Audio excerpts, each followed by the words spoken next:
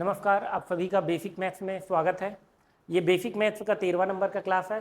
अब तक अगर आप पिछला 12 क्लास नहीं देखे हो तो मैं यही बोलूँगा आप सही क्रम में देखिए, तभी आपको क्लियर समझ में आएगा।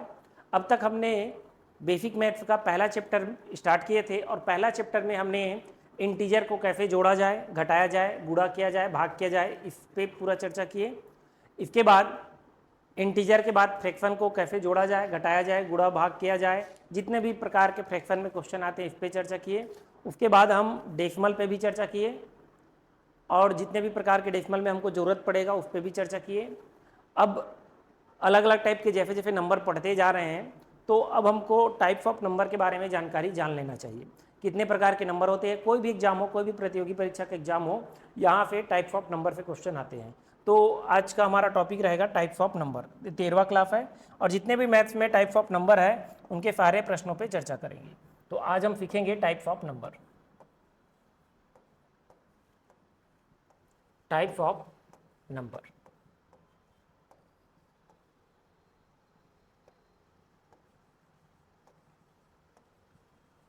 हम बोलेंगे संख्या के प्रकार। संख्या के प्रकार। अच्छा, जितना भी मैं इंटीजर हो गया, फ्रैक्शन हो गया, इस पे जितना पढ़ा चुका हूँ इन सब का मैं प्रैक्टिस सेट लाऊंगा। जब मैं टाइप्स ऑफ नंबर पढ़ा दूंगा उसके बाद सारे टॉपिक जो पढ़ चुके हैं उस पर हम प्रैक्टिस सेट भी लाएंगे। तो अगला वीडियो ये होने के बाद आपका सभी टॉपिक पे प्रैक्टिस रहेगा, फिर नेक्स्ट टॉपिक करेंगे। ऐसा ही हमारा टॉपिक रहेगा। जब एक दो टॉपिक पढ़ लेंगे उस पे प्रॉपर हम क्वेश्चन क्लियर करेंगे। तो चलिए देखते हैं ये टाइप्स ऑफ नंबर। अच्छा, अक्सर अभी मैं जैसे ये टॉपिक पढ़ाता हूँ तो अभी जैसे व्यापम या पीएससी अपना प्रश्न पूछने का तरीका बदला है, तो अक्सर बच्चा बोलते हैं कि सर मैथ्स का प्रश्न पूछने का तरीका बदल दिया, कठिन पूछ रहा है, ऐसा पूछ रहा है, वैसा पूछ रहा है। मैं बोलता हूँ ध्यान से समझिए, ऐसे बच्चों के लिए मैं बोलूँगा आपका प्रश्न हो सकता है वो कूट में पूछे। आपका जो प्रश्न है ध्यान से समझेंगे, जो प्रश्न पूछेगा पहले वो वन लाइन पूछ देता था। मान लो पहले क्या पूछ देता था, वन लाइन पूछ देता था।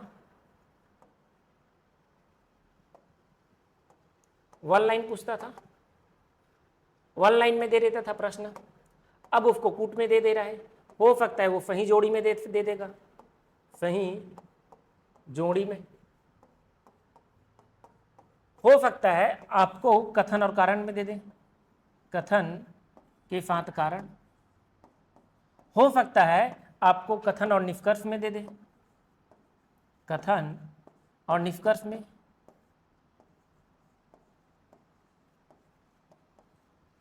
तो प्रश्न आपको इन पैटर्न में दे दिया जाएगा, कोई भी पैटर्न में।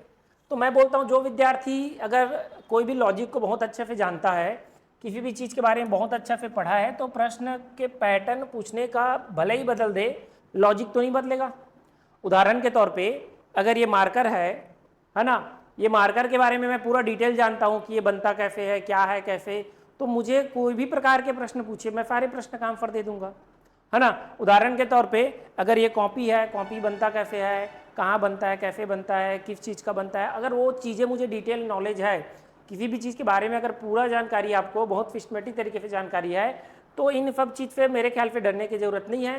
प्रश्न जैसे भी पूछे आप उसका आंसर दे लोगे। दिक्कत प्रश्न पूछ रहा है इसमें नहीं है, प्रश्न कैसे पूछ रहा है इसमें दिक्कत नहीं है। दिक्कत तो इसमें है आप किसी चीज़ को ऊपर ऊपर पढ़े हो, इसमें दिक्कत है। किसी चीज़ को डिटेल में अगर आप पढ़ लिए हो तो उसके बारे में सारे चीज़ें जानकारी आपको हो जाएगी, तो प्रश्न कैसे भी पूछे आप उसका आंसर दे लोगे। तो मैं उन बच्चों को यही बोलूँगा कि इस चीज़ को लेकर बहुत ज़्यादा डर बनाए कि ऐसा पूछ रहा है, वैसा पूछ रहा है, बिल्कुल कुछ भी नहीं है। जितने भी टाइप्स ऑफ नंबर पढ़ाऊंगा उसके बारे में जितना पढ़ाते जाऊँगा आप उसको अच्छे से नॉलेज रखिए, सिस्टमेटिक तरीके से नॉलेज रखिए।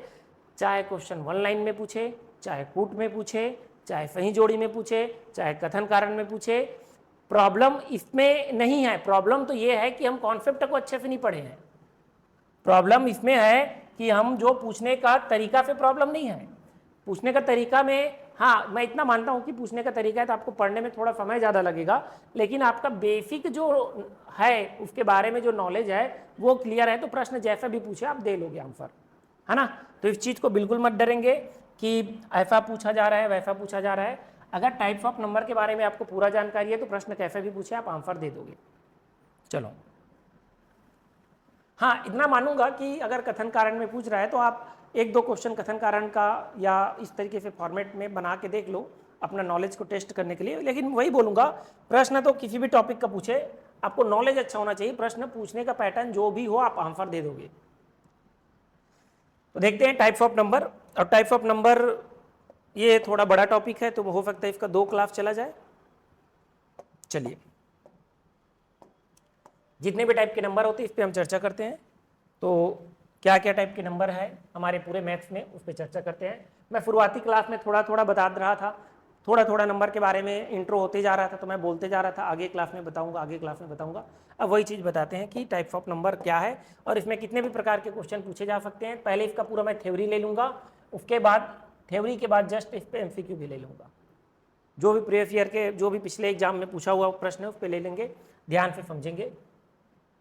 तो देखिए, पूरे मैथ्स में पहले क्लास में इस चीज़ को भी बताया था, पूरे मैथ्स में जितने भी प्रकार के नंबर है, पूरे मैथ्स में जितने भी प्रकार के नंबर है उसको मैं 2 संख्या में बांट सकता हूं, एक वास्तविक संख्या, वास्तविक संख्या, और दूसरा काल्पनिक संख्या।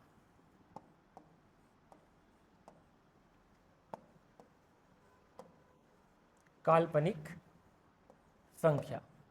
तो पूरे मैथ्स में नंबर है उसको मैं 2 भाग में बांट सकता हूं, एक वास्तविक संख्या और एक काल्पनिक संख्या। अंग्रेजी में इसको बोलेंगे रियल नंबर। क्या बोलेंगे? Real number.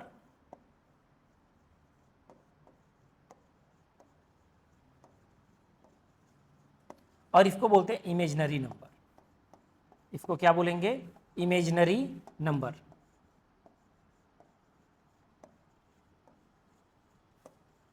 क्लियर है? पूरे मैथ्स में जो नंबर है इसको मैं 2 भागों में बांटूंगा, एक है वास्तविक संख्या और दूसरा है काल्पनिक संख्या। काल्पनिक संख्या और वास्तविक संख्या, हमारे जो 10वीं स्तर के कोई भी पेपर में काल्पनिक संख्या का ज़्यादा उपयोग नहीं होता है। बेसिक तौर पे इसका हमारा उपयोग है, इसीलिए बेसिक क्वेश्चन इसमें पूछे जा सकते हैं। तो पहले इस पे मैं कैसे कैसे प्रश्न पूछे जा सकते हैं, काल्पनिक संख्या होता क्या है, ये मैं डिटेल बता दूं, उसके बाद आगे इस पे चर्चा करेंगे।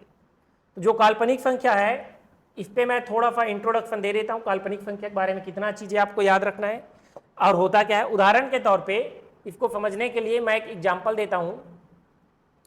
अगर मैं आपसे ये पूछूं, यदि एक नंबर है x का वर्ग जिसका मान हो रहा है 81, क्या बोल रहा हूँ 81, तो आप मुझे बताएंगे कि x का मान क्या हो सकता है। ऐसा कौन सा नंबर है जिसका वर्ग 81 होगा? तो आप बोलोगे सर 9। अच्छा, ये भी आप लॉजिक लगाओ, ये +9 का भी होगा और -9 का भी होगा। आप लॉजिक लगाइए, 100 का मान आप +9 लोगे तो 100 का वर्ग का मतलब ये है कि +9 का +9 के साथ मल्टीप्लाई करोगे। प्लस को ऐसे लिखा नहीं जाता, तो 9 9 81।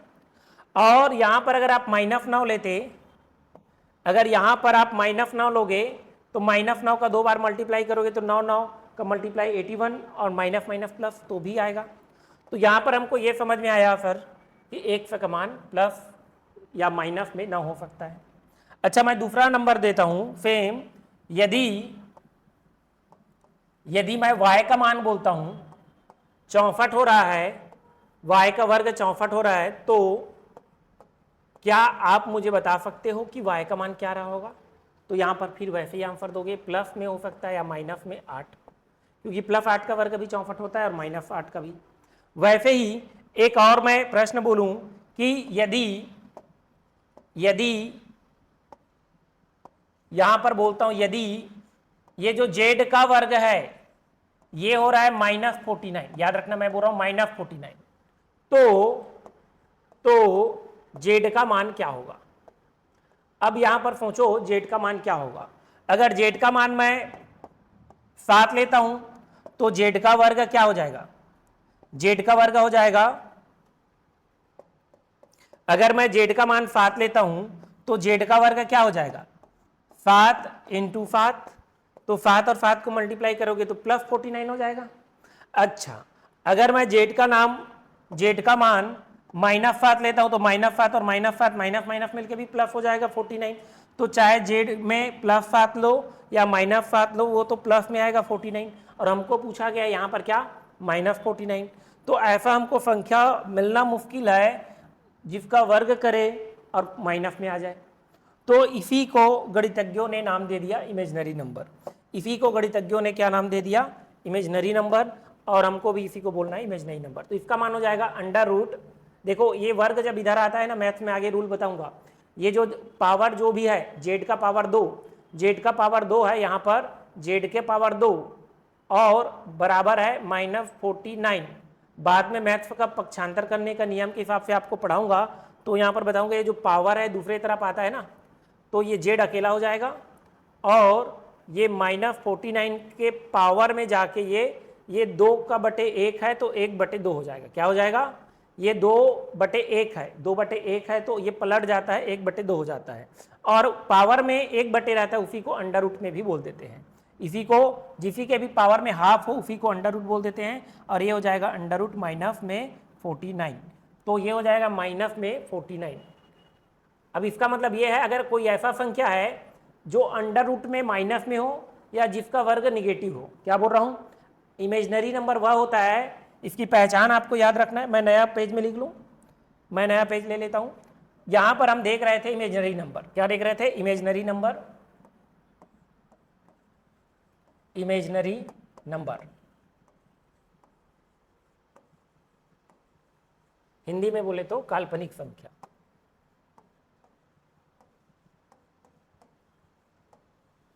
काल्पनिक संख्या, तो हम यहां पर देख रहे थे काल्पनिक संख्या। तो काल्पनिक संख्या के बारे में अब आपको क्या क्या याद रखना, देखो मैं पहले ही बोला हूं, आप इसको ज़्यादा डिटेल जानने की जरूरत नहीं है, आपके 10वीं स्तर के हिसाब से जितना जरूरत है वो बता रहा हूं। पहला तो इसका पहचान बता रहा हूं, आपको कुछ कुछ पॉइंट ही याद रखना है। पहला पॉइंट कि आपको इसमें पहचान याद रखना, ये फर्स्ट पॉइंट याद रखना। इसकी पहचान ये है कि ऐसा कोई संख्या जो √, के अंदर क्या हो जाए, निगेटिव में हो, ये इसका पहचान है। पहचान क्या है, अगर कोई संख्या √, के अंदर क्या हो, निगेटिव में हो, तो वही काल्पनिक संख्या है। √, के अंदर में हो और किस में हो, ऋणात्मक में, क्या हो, ऋणात्मक। अगर कोई, ये पहला नंबर पहचान याद रखेंगे। दूसरा पॉइंट, पहला पॉइंट ये है, दूसरा पॉइंट आप इसी क्रम में दूसरा चीज याद रखेंगे। इसी क्रम में ये बोल दिया गया है कि √, के अंदर अगर -1 हो, √, के अंदर कोई भी नंबर में एक नंबर सेलेक्ट करता हूँ 1, और वो माइनस हो, तो इसी को I से रिप्रेजेंट करते हैं, और कई कई बुक में J से भी रिप्रेजेंट करते हैं। ये जो मैं I बोल रहा हूँ, हो सकता है कई लेखक इसको J से भी रिप्रेजेंट कर देता है, आप I से ही रिप्रेजेंट करूँगा, मैं आगे समझेंगे। इसको अयोटा पढ़ा जाता है, ठीक है, क्या पढ़ा जाता है, अयोटा।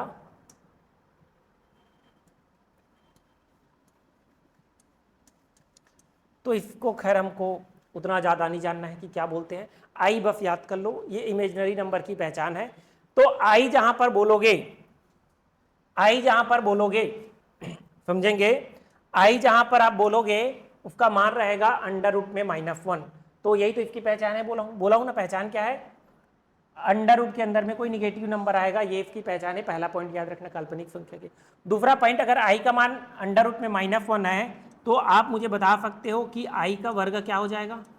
तो सर -√, में 1 है, इसको माइनस में √1 के साथ मल्टीप्लाई करूंगा, तो ये आई और आई दोनों मल्टीप्लाई होके क्या हो जाएगा, आई का पावर 2 हो जाएगा।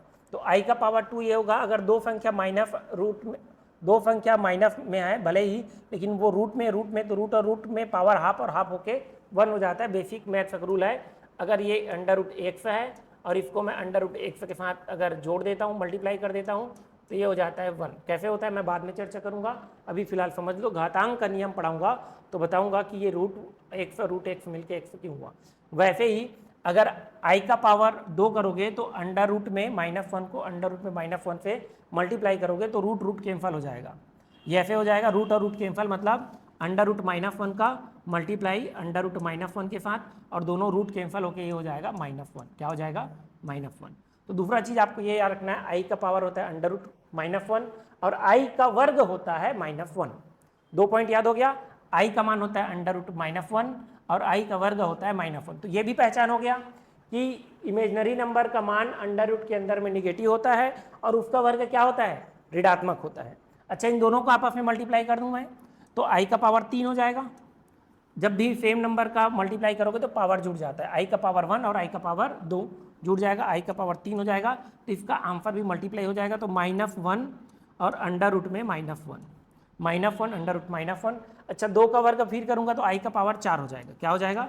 आई का पावर 4। इसका आई का वर्ग का मल्टीप्लाई आई के वर्ग के साथ, तो -1 का गुणा -1 के साथ, तो ये -1 का मल्टीप्लाई करना पड़ेगा -1 के साथ, तो माइनस माइनस प्लस हो जाएगा। देखो आई का वर्ग मतलब ये होता है आई का वर्ग के साथ मल्टीप्लाई करूंगा तो आई की पावर 4 आएगा, तो -1 और -1 मिलके 1 हो जाएगा। एक बार और मैं याद करा दूं, इतने डाटा में हमको ये याद रखना है, दूसरा पॉइंट में आई का मान कितना होता है, क्या क्या याद रखना है। देखो मैं यहाँ पर लिख देता हूँ, आपको दूसरा पॉइंट में क्या क्या याद रखना है। पहला पॉइंट तो पहचान बताया हूँ, दूसरा पॉइंट पे ये याद रखना है कि आई आयोटा का मान होता है सर अंडर रूट में -1। दूसरा याद रखना है आई का पावर 2 होता है सर -1। और तीसरा याद रखना है आई का पावर 3 होता है, दोनों का मल्टीप्लाई -1 रूट में -1। और आई का पावर 4 होता है, आई का पावर 4 होता है 1। क्या होता है? 1। ये 4 पॉइंट याद रखना है, इसके अलावा और याद नहीं रखना है। क्या याद रखना है? ये 4 पॉइंट याद रखना है।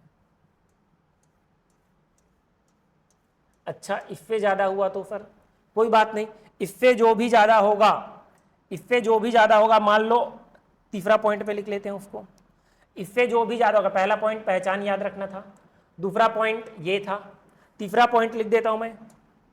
तीसरा पॉइंट में आपको ये याद रखना है, अगर आई का पावर 4 से ज़्यादा आ गया, आई का पावर मान लो n आ गया, तो आपको यहाँ पर ये समझना है, देखो 4 के बाद वो 1 हो जाता है, तो 4 के बाद वो रिपीट होगा अपने आप में, फिर क्या होगा? अपने आप को रिपीट करेगा, तो आई का पावर 5 सेम हो जाएगा आई के पावर 1 जैसे। तो आप याद कर सकते हो, अगर आई का पावर n हो तो इसके जगह पे n के जगह पे उसको 4 से भाग देकर शेष फल रख देना। क्या करना? 4 से भाग देकर शेष फल रख देना। ये भी याद रखेंगे, अगर कोई भी संख्या हो जो अपने आप में जीरो नहीं हो, कोई भी संख्या हो जो खुद में जीरो नहीं है, उसके पावर में जीरो करोगे तो वो 1 हो जाता है। क्या हो जाता है? 1। तो इसी के लॉजिक से आप समझना, आई का पावर अगर जीरो हो जाए तो उसको 1 बोलना, जीरो मत बोलना। आई का पावर जीरो को क्या बोलेंगे? 1 बोलेंगे। और किसी संख्या में जीरो का मल्टीप्लाई हो जाने से वो जीरो हो जाता है, और किसी संख्या में, ये अलग से लिख लेंगे, थोड़ा मैं अलग से बेसिक नॉलेज दे रहा हूँ, और किसी संख्या में डिवाइड बाई जीरो होने से वो नो डिफाइंड रहता है। क्या रहता है? No defined. क्या होता है? No defined, no defined. ये मैं अलग से बता रहा हूँ, ये अभी इमेजिनरी नंबर का पहचान बता रहा हूँ, उससे रिलेटेड नहीं है, ये अलग है, ये बेसिक नॉलेज है एक, कि कोई भी संख्या एक्स है जो अपने आप में जीरो नहीं है, एक्स अगर अपने आप में जीरो नहीं है तो एक्स के पावर जीरो बराबर 1, एक्स में जीरो का मल्टीप्लाई करोगे जीरो, और एक्स में डिवाइड बाय जीरो करोगे तो नो डिफाइंड। क्या बोलोगे? नो डिफाइंड या इन्फिनाइट बोल दे दो, चल जाएगा। तो यहाँ पर हम ये देखें कि किसी संख्या आई का पावर n है, ये बराबर होगा आई का पावर n को डिवाइड बाई 4 का शेषफल के। तो ये इतना ही पॉइंट आपको याद रखना है इमेजिनरी नंबर में, इससे ज़्यादा याद नहीं रखना है। अब यहाँ से कैसे प्रश्न पूछे जा सकते हैं उसको मैं समझाते जा रहा हूँ। इसमें किस किस प्रकार के आपके एग्जाम में प्रश्न पूछे जाएंगे, ये दिख नहीं रहा है क्या? इसको अच्छा से लिख दूँ, 1 मिनट, इसको मैं बड़ा सा लिख देता हूँ। ये क्या था भाई? इमेजिनरी नंबर, इमेजिनरी शॉर्ट में लिख देता हूँ, नंबर लिख देता हूँ।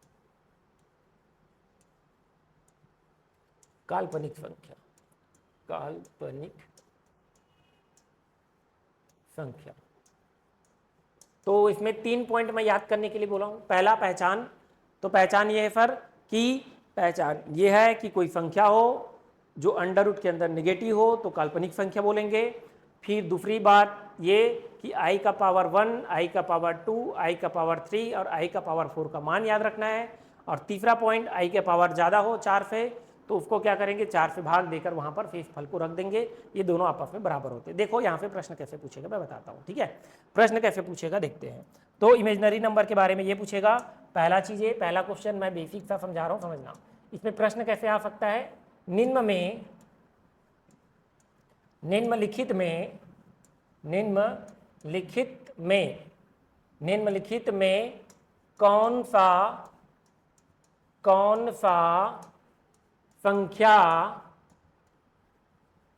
में कौन सा संख्या वास्तविक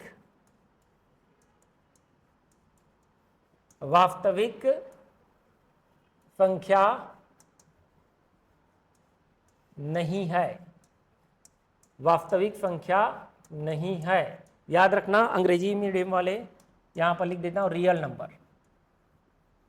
नंबर। और रियल नंबर क्या बोल रहा हूँ, रियल नंबर नहीं है, रियल नंबर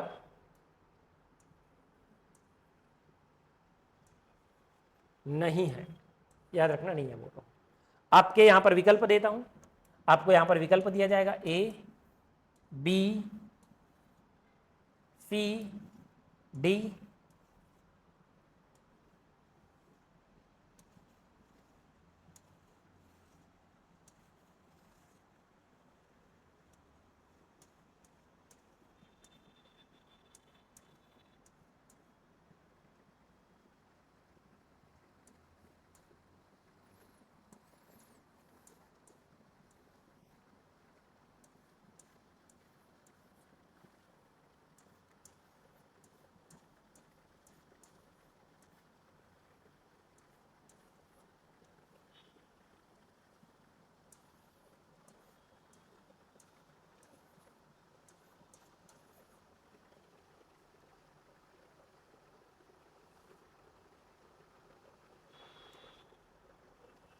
तो ध्यान देंगे। चलिए देखते हैं एक्चुअल में जो नंबर लिखा गया है इसमें क्या बोला है, रियल नंबर नहीं है। रियल नंबर नहीं है तो पहले ही हमारा कॉन्सेप्ट ये बोलता है, पूरे प्रश्न में अगर हम नंबर को बांट रहे थे तो यहाँ पर हम पढ़े, या तो देखेंगे यहाँ पर हम जब टाइप्स ऑफ नंबर देखे तो यहाँ पर हमने शुरुआत में देखे कि या तो कोई भी संख्या रियल नंबर है और रियल नंबर नहीं है तो क्या है, वो क्या है, रियल नंबर नहीं है तो इमेजिनरी नंबर है। तो ये हमने देखे। हालांकि दोनों को मिला के एक और शब्द बोला जाता है, दोनों को एक साथ मिला दिया जाए तो उसको बोला जाता है कॉम्प्लेक्स नंबर। क्या बोला जाता है, कॉम्प्लेक्स नंबर। जब दोनों को पढ़ लोगे तो एक शब्द और आएगा आपको, कॉम्प्लेक्स नंबर। कॉम्प्लेक्स नंबर, तो कॉम्प्लेक्स नंबर ऐसा है जो दोनों को मिलकर बनता है। जब आप रियल नंबर को समझ लोगे अच्छे से और इमेजिनरी नंबर को समझ लोगे तो ये संयुग्मी संख्या, क्या बोलते हैं इसको, संयुग्मी संख्या, इसको बोलते हैं संयुग्मी संख्या। क्या बोलते हैं, संयुग्मी संख्या। तो इसको बोला जाता है संयुग्मी संख्या। तो दोनों को मिलकर, अभी फिलहाल हम समझते हैं कोई भी मैथ्स में नंबर रहेगा या तो रियल रहेगा या तो इमेजिनरी। तो ये प्रश्न में हमको पूछा जा रहा है, ये प्रश्न में हमको पूछा जा रहा है कि कौन सा संख्या है जो वास्तविक नहीं है, मतलब इनडायरेक्ट रूप से काल्पनिक संख्या पूछा जा रहा है।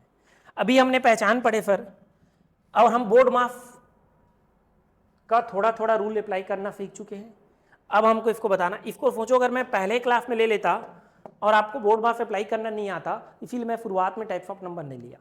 अब यहाँ पर आपको कैलकुलेशन बेसिक तौर पे आ जाएगा तो इसको बना लोगे। अच्छा, ए बोलना क्या चाहता है, ये ऑप्शन ए पे कौन सा नंबर रखा है और ऑप्शन बी पे क्या रखा है, ऑप्शन सी पे क्या रखा है, उस नंबर को अगर मैं क्लियर लिखूं तो ऑप्शन ए पे रखा है सर, पहले है बोर्ड मास बोलता है मल्टीप्लाई को कर लो, माइनस और मल्टीप्लाई में पहले, तो ये यहाँ पर हमको दिख रहा है सर 18 और यहाँ पर दिख रहा है 10, 18 और माइनस 10, असमान चिन्ह को घटाते हैं और असमान चिन्ह को घटाएंगे तो 18 माइनस 10 8 आएगा, बड़े संख्या के चिन्ह प्लस में है, तो अंडर रूट के अंदर में प्लस में आया, मतलब ये रियल नंबर है, ये रियल नंबर है। बी क्या बोलना चाहता है, 5 दूनी 10, बोर्ड माफ के नियम के हिसाब से मल्टीप्लाई को पहले करेंगे 10 और प्लस 8 18, ये कितना हो गया 18। तो ये 18 भी प्लस में आया, इसलिए ये भी क्या है, वास्तविक संख्या है। अब देखते हैं यहाँ पर बोर्ड माफ का नियम ये बोलता है पहले आप डिवाइड को हल करोगे तो 1 हो जाएगा, 5 में 5 को डिवाइड पहले करेंगे तो 1 क्या आएगा 1, तो यहाँ पर 1 आया और -5, असमान चिन्ह को घटाएंगे 4 आएगा और बड़े संख्या माइनस में इसलिए -4, तो ये निगेटिव में आ गया। अब यहाँ पर बोर्ड माफ के नियम के हिसाब से आप क्या करोगे, इसको डिवाइड को पहले करोगे, 6 कम 6 1 हो जाएगा और इसको आप हल करोगे तो ये 1 + 6 दिखेगा, तो अंडर रूट कितना हो जाएगा 7। अब यहाँ पर आप देख लो अंडर रूट के अंदर में निगेटिव कौन है, अंडर रूट के अंदर में निगेटिव यही है, तो यही रियल नंबर नहीं है, मतलब हमारा आंसर यही होगा। हमको यहाँ पर पूछा है रियल नंबर नहीं है, मतलब काल्पनिक संख्या पूछ रहा है, तो ऐसा आपको एग्जाम में पूछा जा सकता है। पहला क्वेश्चन, पहला पैटर्न तो आपको पहचानने के लिए बोलेगा कौन सा काल्पनिक है कौन सा नहीं है, यही डायरेक्ट पूछेगा कौन सा काल्पनिक है कौन सा नहीं है, यहाँ पर आपको पहचानना। बहुत सारे तरीके से पूछे जा सकते हैं, मैं एक एग्जाम्पल बताया। देखिए दूसरा ऐसे पूछ सकता है आपको, दूसरा ऐसे भी पूछ सकता है, अगर मैं यहाँ पर आपको सिंपल बोलूँ x के पावर 0 अब भी पढ़ा है उसके हिसाब से y का पावर 0 और z का पावर 0 बराबर क्या होगा, जहाँ x y और z, x y z क्या है, x y z 0 नहीं है, क्या नहीं है, x y और z यहाँ नेचुरल नंबर बोल देगा, क्या बोल देगा, x y z का मान है कोई भी धनात्मक पूर्णांक है, क्या बोल देगा इसको, पॉजिटिव इंटीजर है, धनात्मक पूर्णांक है। ये ऐसा बेसिक अभी पढ़ाया हूँ तो मैं पूछ दिया, तो इसका मान क्या होगा। वैसे क्वेश्चन अभी बताया हूँ, इमेजिनरी नंबर का टॉपिक नहीं है ये मैं छोटा सा साइड में बताया ना, ये लॉजिक कि कोई भी संख्या के पावर में 0 हो जाए तो 1 होता है, उसी को समझाने के लिए यहाँ पर एक क्वेश्चन करा दिया। तो यहाँ पर समझेंगे ये धनात्मक पूर्णांक है, पॉजिटिव इंटीजर है। पॉजिटिव इंटीजर बोलने का मतलब ये है कि ये हो सकता है कोई भी नंबर 1 2 3 4 ऐसा कोई भी हो सकता है, एक्स वाई जेड। तो मैं यहाँ पर बताया हूँ एक्स वाई जेड का मान 0 को छोड़कर बाकी कुछ भी हो, अगर उसके पावर में 0 हो गया तो 1 होगा, y का पावर 0 भी क्या हो जाएगा 1 और z का पावर 0 भी क्या हो जाएगा 1, तो ये 1 + 1 + 1 कितना हो जाएगा 3, याद रखेंगे कितना हो जाएगा 3। किसी भी संख्या के पावर में 0 हो जाता है तो 1 होता है, बेसिक नॉलेज है। चलिए अभी हम दूसरा क्वेश्चन देखते हैं इमेजिनरी नंबर का। दूसरा क्वेश्चन क्या बन सकता है दूसरा पैटर्न का। दूसरा पैटर्न का हमारे पास ऐसे प्रश्न पूछा जा सकता है कि i का पावर 100, क्या बोल रहा हूँ मैं, i का पावर 100, चलिए मैं 100 को पहले नहीं लेता हूँ, कुछ और नंबर लेता हूँ। i का पावर 93 का मान क्या होगा, i का पावर 93 का मान क्या होगा, और आपका विकल्प देगा A B C D। यहां पर रहेगा अंडर रूट में -1 माइनस अंडर रूट -1 और हो सकता है -1 और हो सकता है 1। i के पावर कोई भी हो वो यही चारों मान हो सकता है, i का पावर 1, i का पावर 2, i का पावर 3 और i का पावर 4 वाला मान ही होगा रिपीट। तो देखिए अभी हमने रूल पढ़े कि कोई भी संख्या हो i का पावर अगर 4 से बड़ा हो तो यहाँ पर i का पावर जो 4 से बड़ा है उसको 4 से भाग दे दो और वहाँ पर उसका शेषफल रख दो, यही पढ़े रूल नंबर तीसरा में, बस इसी को ध्यान रखना है। तो यहाँ पर इसको मैं क्या करूँगा 4 से भाग दे दूंगा, क्या करूँगा 93 को 4 से भाग दूंगा और उसका भागफल को रखूँगा, किसको रखूँगा शेषफल को रखेंगे, किसको रखेंगे शेषफल को, भागफल बोल रहा हूँ क्या मैं, शेषफल को रखना ना, सॉरी क्या रखेंगे उसका शेषफल कोफेंट को रखेंगे। तो इसका मतलब ये आप स्कूल टाइम में जैसा भी डिवाइड करते रहे होंगे वैसा डिवाइड कर सकते हो। इसको 4 से डिवाइड करोगे, इसमें से ये 92 चला जाएगा, कितने बार में जाएगा आप उसको देख लेंगे, ठीक है। आपको बस ये याद रखना 92 4 से पूरा भाग चला जाता है और जो बच जाए वो कितना है 1। अब डायरेक्ट भाग दे सकते थे इस तरीके से, 4 का पहाड़ा पढ़ो 9 से ज़्यादा ना हो तो 4 एकम 4, 4 दूनी 8, 2 बार में गया बचा 1, 13 हो जाता है, 13 हो जाएगा 4 तिया, तो 23 बार में जाएगा, इसको नहीं लेना है। 4 तिया 12 के बाद जो 1 बच जाए उसको लेना है ना, क्लियर हो गया। तो यहाँ पर हम ले सकते हैं i का पावर 93 ये किसके बराबर होगा, ये रूल के हिसाब से जो i का पावर 93 है ये बराबर हो जाएगा, इसको 4 से भाग देंगे, क्या करेंगे 4 से भाग देंगे और जो भी रिमाइंडर बचेगा उसको रख लेंगे, वही के बराबर होगा। तो 93 को 4 से भाग दोगे तो रिमाइंडर आ रहा था 1, कितना आ रहा था 1। तो यहाँ पर 1 का मान i का पावर 1 का मान होता है √-1, इसलिए इसका option A is right, option A is right. जैसे यहाँ पर और भी हो सकता है, जैसे मैं बोलूँ एग्जाम्पल नंबर 3 लेके समझाता हूँ अलग से डाटा लेकर। अगर मुझे यहाँ पर बोले i का पावर 51, क्या बोले i का पावर 51 क्या होगा, तो फिर यहाँ पर मैं ऑप्शन रख देता हूँ A B C D। तो यहाँ पर मैं रखता हूँ √-1, -1 √1 माइनस में और -1 और 1। तो फिर इसको मैं क्या करूँगा, ये 53 है, ये 53 को मैं 4 से भाग दूंगा और जो भी रिमाइंडर आएगा उसको रखूँगा, वही मेरा आंसर है।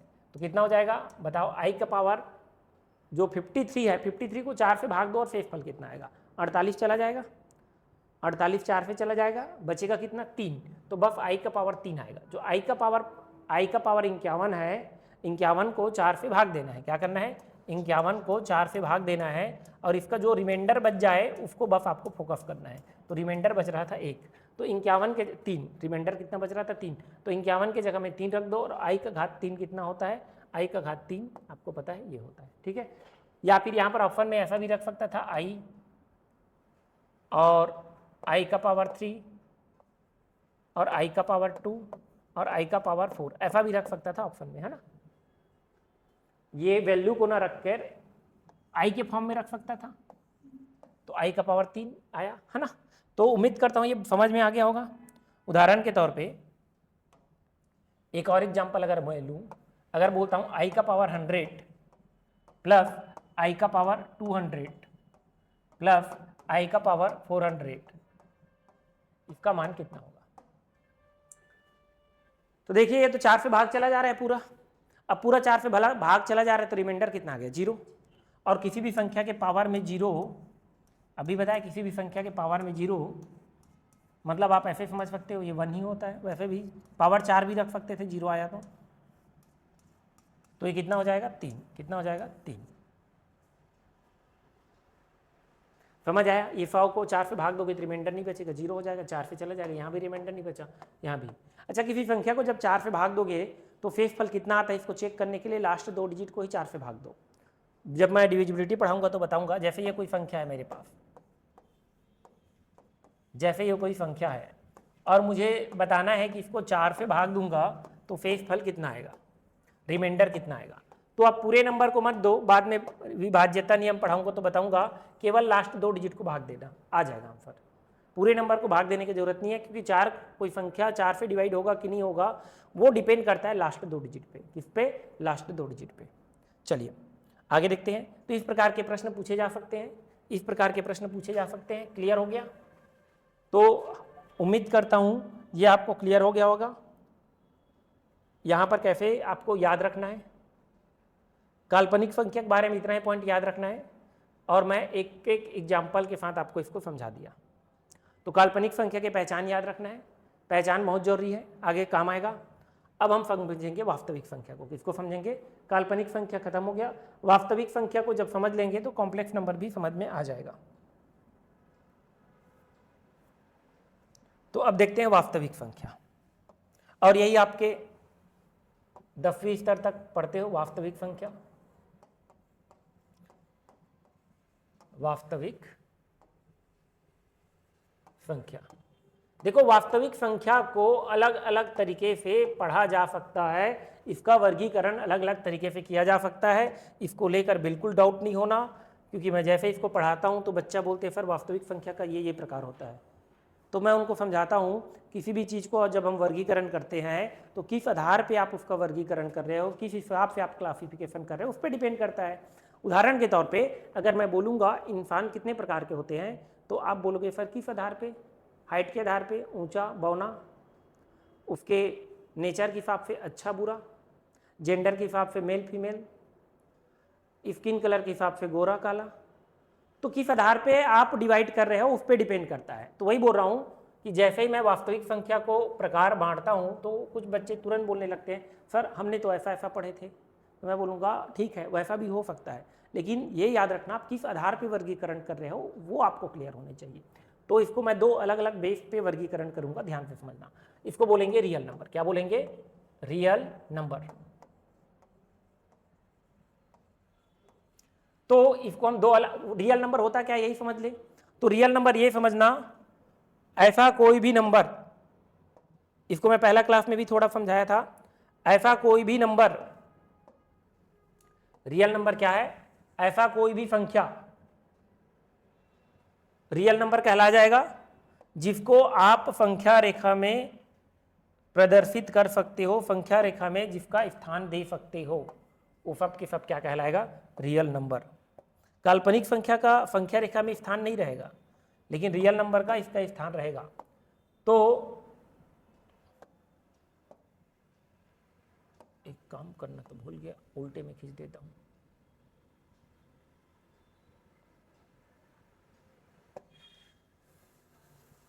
ठीक है, चलिए तो रियल नंबर देखते हैं। ये संख्या रेखा है, ये क्या है? संख्या रेखा, इसको बोलेंगे संख्या रेखा। ये क्या है? संख्या रेखा। समझना, रियल नंबर को पहले समझ लेते हैं, फिर इसका क्लासिफिकेशन करेंगे। ये है नंबर लाइन। क्या बोलेंगे? Number line. नंबर लाइन, संख्या रेखा।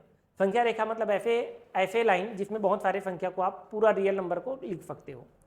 तो आपका एनसीईआरटी में बस परिभाषा यही बोल दिया है कि वास्तविक संख्या उसको बोलते, मान लो ये जीरो है, मान लो ये जीरो है, जीरो के बाद एक तरफ मैं प्लस लेता हूं, 1 2 3 4 5, ये प्लस डायरेक्शन में इन्फिनाइट तक हो सकता है, कुछ नहीं लिखा मतलब प्लस है। और दूसरे डायरेक्शन में ये -1 -2 -3 -4, माइनस डायरेक्शन में इन्फिनाइट। तो ऐसा कोई भी लाइन हो, सॉरी ऐसा लाइन जिसमें पूरे नंबर को आप लिख रहे हो क्रम से 1 2 3 करके, ये नंबर लाइन है। और नंबर लाइन में जिस संख्या को आप दर्शा सकते हो, नंबर लाइन में जिस भी संख्या को आप दर्शा सकते हो वो पूरा का पूरा वास्तविक संख्या कहलाएगा। एक बार और बोलता हूँ, नंबर लाइन में संख्या रेखा में जिस भी संख्या को दर्शा सकते हो, जैसे मैं बोलता हूँ 1.2, तो सर 1.2 यहीं कहीं आएगा, ये 1.2 यहीं कहीं आएगा, 1 और 2 के बीच में कहीं भी आएगा, यहाँ पर आएगा, तो वो क्या है? वास्तविक संख्या है। आप बोलोगे √2, तो मैं बोलूँगा √2 1 दशमलव समथिंग कुछ होता है, तो वो भी इसी कहीं बीच में आएगा, आएगा। जैसे आप बोलोगे 5, तो 5 यहाँ पर आएगा, बोलोगे -5, तो -5 भी कहीं आएगा। आप जो भी संख्या बोलो, अगर उसका अस्तित्व इस नंबर लाइन पे मिल जाए तो वो क्या है? वास्तविक संख्या है। वो क्या है? वास्तविक संख्या है। तो ऐसा कोई भी संख्या जिसको नंबर लाइन पे लिख सकते हो, उस पे दर्शा सकते हो, तो वो सब के सब वास्तविक संख्या कहलाएगा।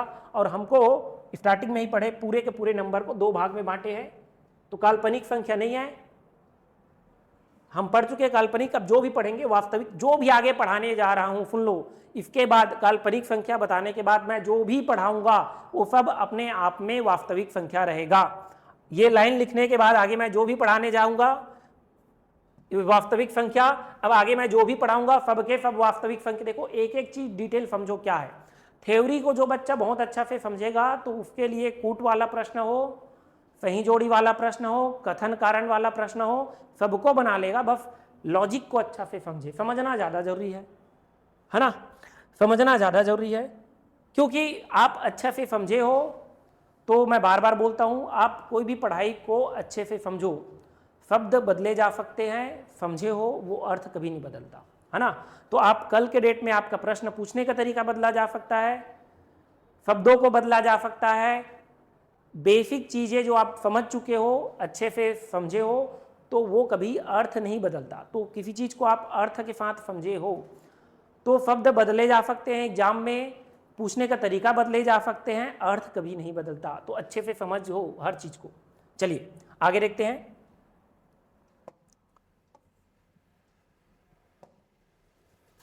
यहां पर हम वास्तविक संख्या को क्लासिफाई करेंगे। वास्तविक संख्या, जो भी वास्तविक संख्या है, रियल नंबर, क्या बोलेंगे? Real number, real number. If real number को हम दो आधार पे बांटेंगे, सुन लो ध्यान से, इफ रियल नंबर को हम दो आधार पे बांटेंगे, एक आधार ये रहेगा, मैं बोला हूं इसको दो तरीके से पढ़ेंगे, दोनों को मर्ज मत करना, दोनों को बांटने का तरीका अलग है। मैं पहले ही बोल दूं, यहां पर बच्चे कंफ्यूज होते हैं क्योंकि वो अलग अलग बुक से पढ़ते हैं, तो पहले ही जैसे पढ़ाता हूं बोलना चालू कर देते, सर हम तो ऐसे पढ़े थे, तो उसको मैं क्लियर बोल रहा हूं, हम इसको दो अलग अलग आधार से पढ़ेंगे, क्लासिफिकेशन रियल नंबर का ही दो अलग अलग तरीके से करेंगे।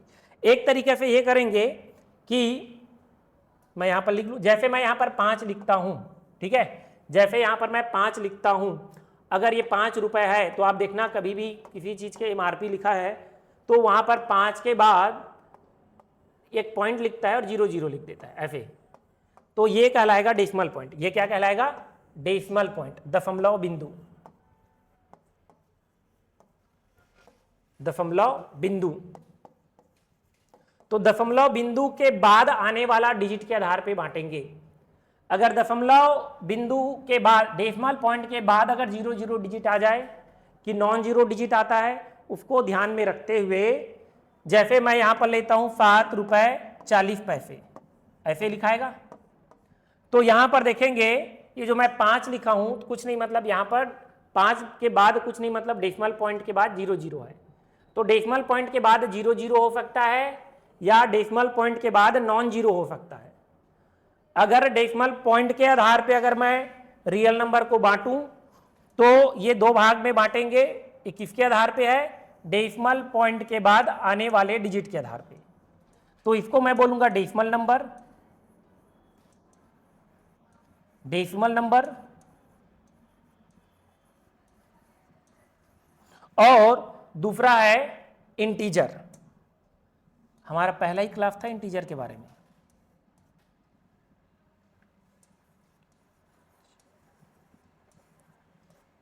पूर्णांक क्या होगा? पूर्णांक। तो सारे बच्चे को मैं पढ़ा चुका हूं इंटीजर को जोड़ा घटाया कैसे जाता है। आज इसके प्रकारों के बारे में भी चर्चा करेंगे। यह है दशमलव। और डेसिमल नंबर के बारे में पूरा डिटेल पढ़ाया हूं मैं। जब मैं डेसिमल नंबर पढ़ाया हूं तो फ्रैक्शन एंड डेसिमल में इसके पूरा डिटेल टाइप पढ़ाया हूं, याद कीजिए। इसके बारे में मैं बताया हूं शांत दशमलव क्या होता है, अशांत दशमलव क्या होता है, अशांत दशमलव में भी आवर्ती क्या होता है और अनावर्ती क्या होता है, याद कीजिए। इसको एक बार रिकॉल करा रहा हूं। Terminating decimal, non terminating decimal, non terminating decimal को भी रिक्यूरिंग या रिपीटिंग और नॉन रिक्यूरिंग या विदाउट रिपीटिंग करके पढ़ाया था, और उसमें भी प्योर और इम्प्योर पढ़ाया था, रिपीटिंग वाला में बार वाला, याद कीजिए। तो इसके बारे में पूरा डिटेल पढ़ा चुका हूँ, अभी नहीं बताऊंगा, बस ये बोलूँगा वहीं से इसको नोट कर लेंगे आगे। इंटीजर के बारे में पढ़ना है।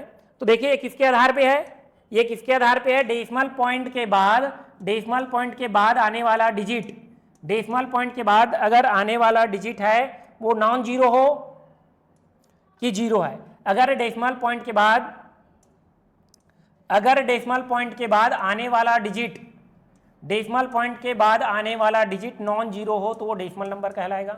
क्या रहेगा? Non zero. और डेसिमल पॉइंट के बाद आने वाला डिजिट, डेसिमल पॉइंट के बाद आने वाला डिजिट हमेशा जीरो हो तो वो कहलाएगा इंटीजर, वो कहलाएगा इंटीजर। क्या बोल रहा हूं? ये नॉन जीरो होना चाहिए, नॉन जीरो होना चाहिए, कम से कम एक आध जीरो को छोड़कर कोई और नंबर मिलना चाहिए। जैसे मैं यहां पर लिखा था, क्या लिखा था? 7 के बाद 4 जीरो, तो ये नॉन जीरो आ गया एक, तो ये है दशमलव संख्या। और दशमलव पॉइंट के बाद हमेशा 00 आए तो ये क्या है? इंटीजर। तो ये 5 इंटीजर था और 7.4 क्या है? डेसिमल है। दूसरा तरीका है, एक तरीका तो ये था कि हमने वास्तविक संख्या को एक आधार पे बांटा कि दशमलव बिंदु के बाद आने वाला डिजिट जीरो है हमेशा, कि जीरो के साथ साथ नॉन जीरो है, तो इसके हिसाब से मैंने बांट दिया डेसिमल नंबर और इंटीजर। दूसरा तरीका यह है कि इसको मैं दूसरे तरीके से और दो भाग में बांटूंगा, तरीका दूसरा है बांटने का, लेकिन यह भी इंटीजर के प्रकार में आएगा। दूसरा तरीका यह हो सकता है, यहीं पर क्लियर कर लेंगे, इंटीजर को दूसरे तरीके से हम पढ़ेंगे तो बांटने का दूसरा तरीका यह करेंगे कि इंटीजर को हम दो भागों में फिर बांटेंगे। ये अलग आधार पे होता है, एक होता है रेशनल नंबर, एक होता है रेशनल नंबर। रेशनल नंबर और एक होता है इरेशनल नंबर।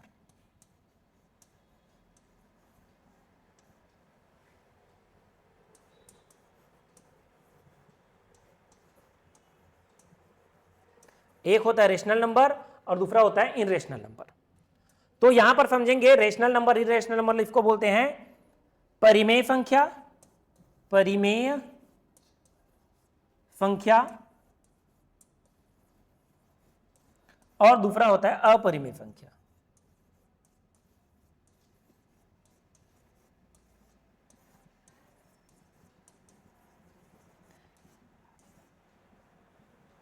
ये दोनों अलग अलग कैटेगरी में बांटा गया है।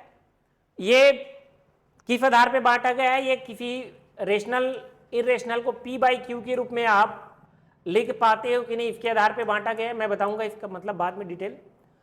हम अभी सबसे पहले इंटीजर के बारे में चर्चा करेंगे। देखो अब ये मैं बता दिया पूरे मैथ्स में नंबर को हम, देखो रोड मैप क्लियर रखना, पूरे का पूरे मैथ्स में हमने इमेजिनरी और रियल में बांटे। अब रियल को हम दो अलग अलग तरीके से पढ़ेंगे, एक डेसिमल पॉइंट के बाद आने वाला डिजिट के आधार पे, और एक उसको पी बाई क्यू के रूप में आप लिख पाते हो कि नहीं इसके आधार पे, जहां पर पी और क्यू अपने आप में इंटीजर है लेकिन क्यू का मान 0 को छोड़कर। तो इसके बारे में मैं बाद में पढ़ाऊंगा। अब हमको पढ़ना है इंटीजर के बारे में और डेसिमल नंबर के बारे में। डेसिमल नंबर के बारे में मैं नहीं पढ़ाऊंगा क्योंकि मैं डेसिमल वाला टॉपिक पे ही लगभग मेरे ख्याल से उस पर मैं क्लास नंबर 5, 6, 7, 8, 9, 10, 11, 12, तो डेसिमल पे मैं लगभग 7-8 क्लास लिया हूँ, है ना।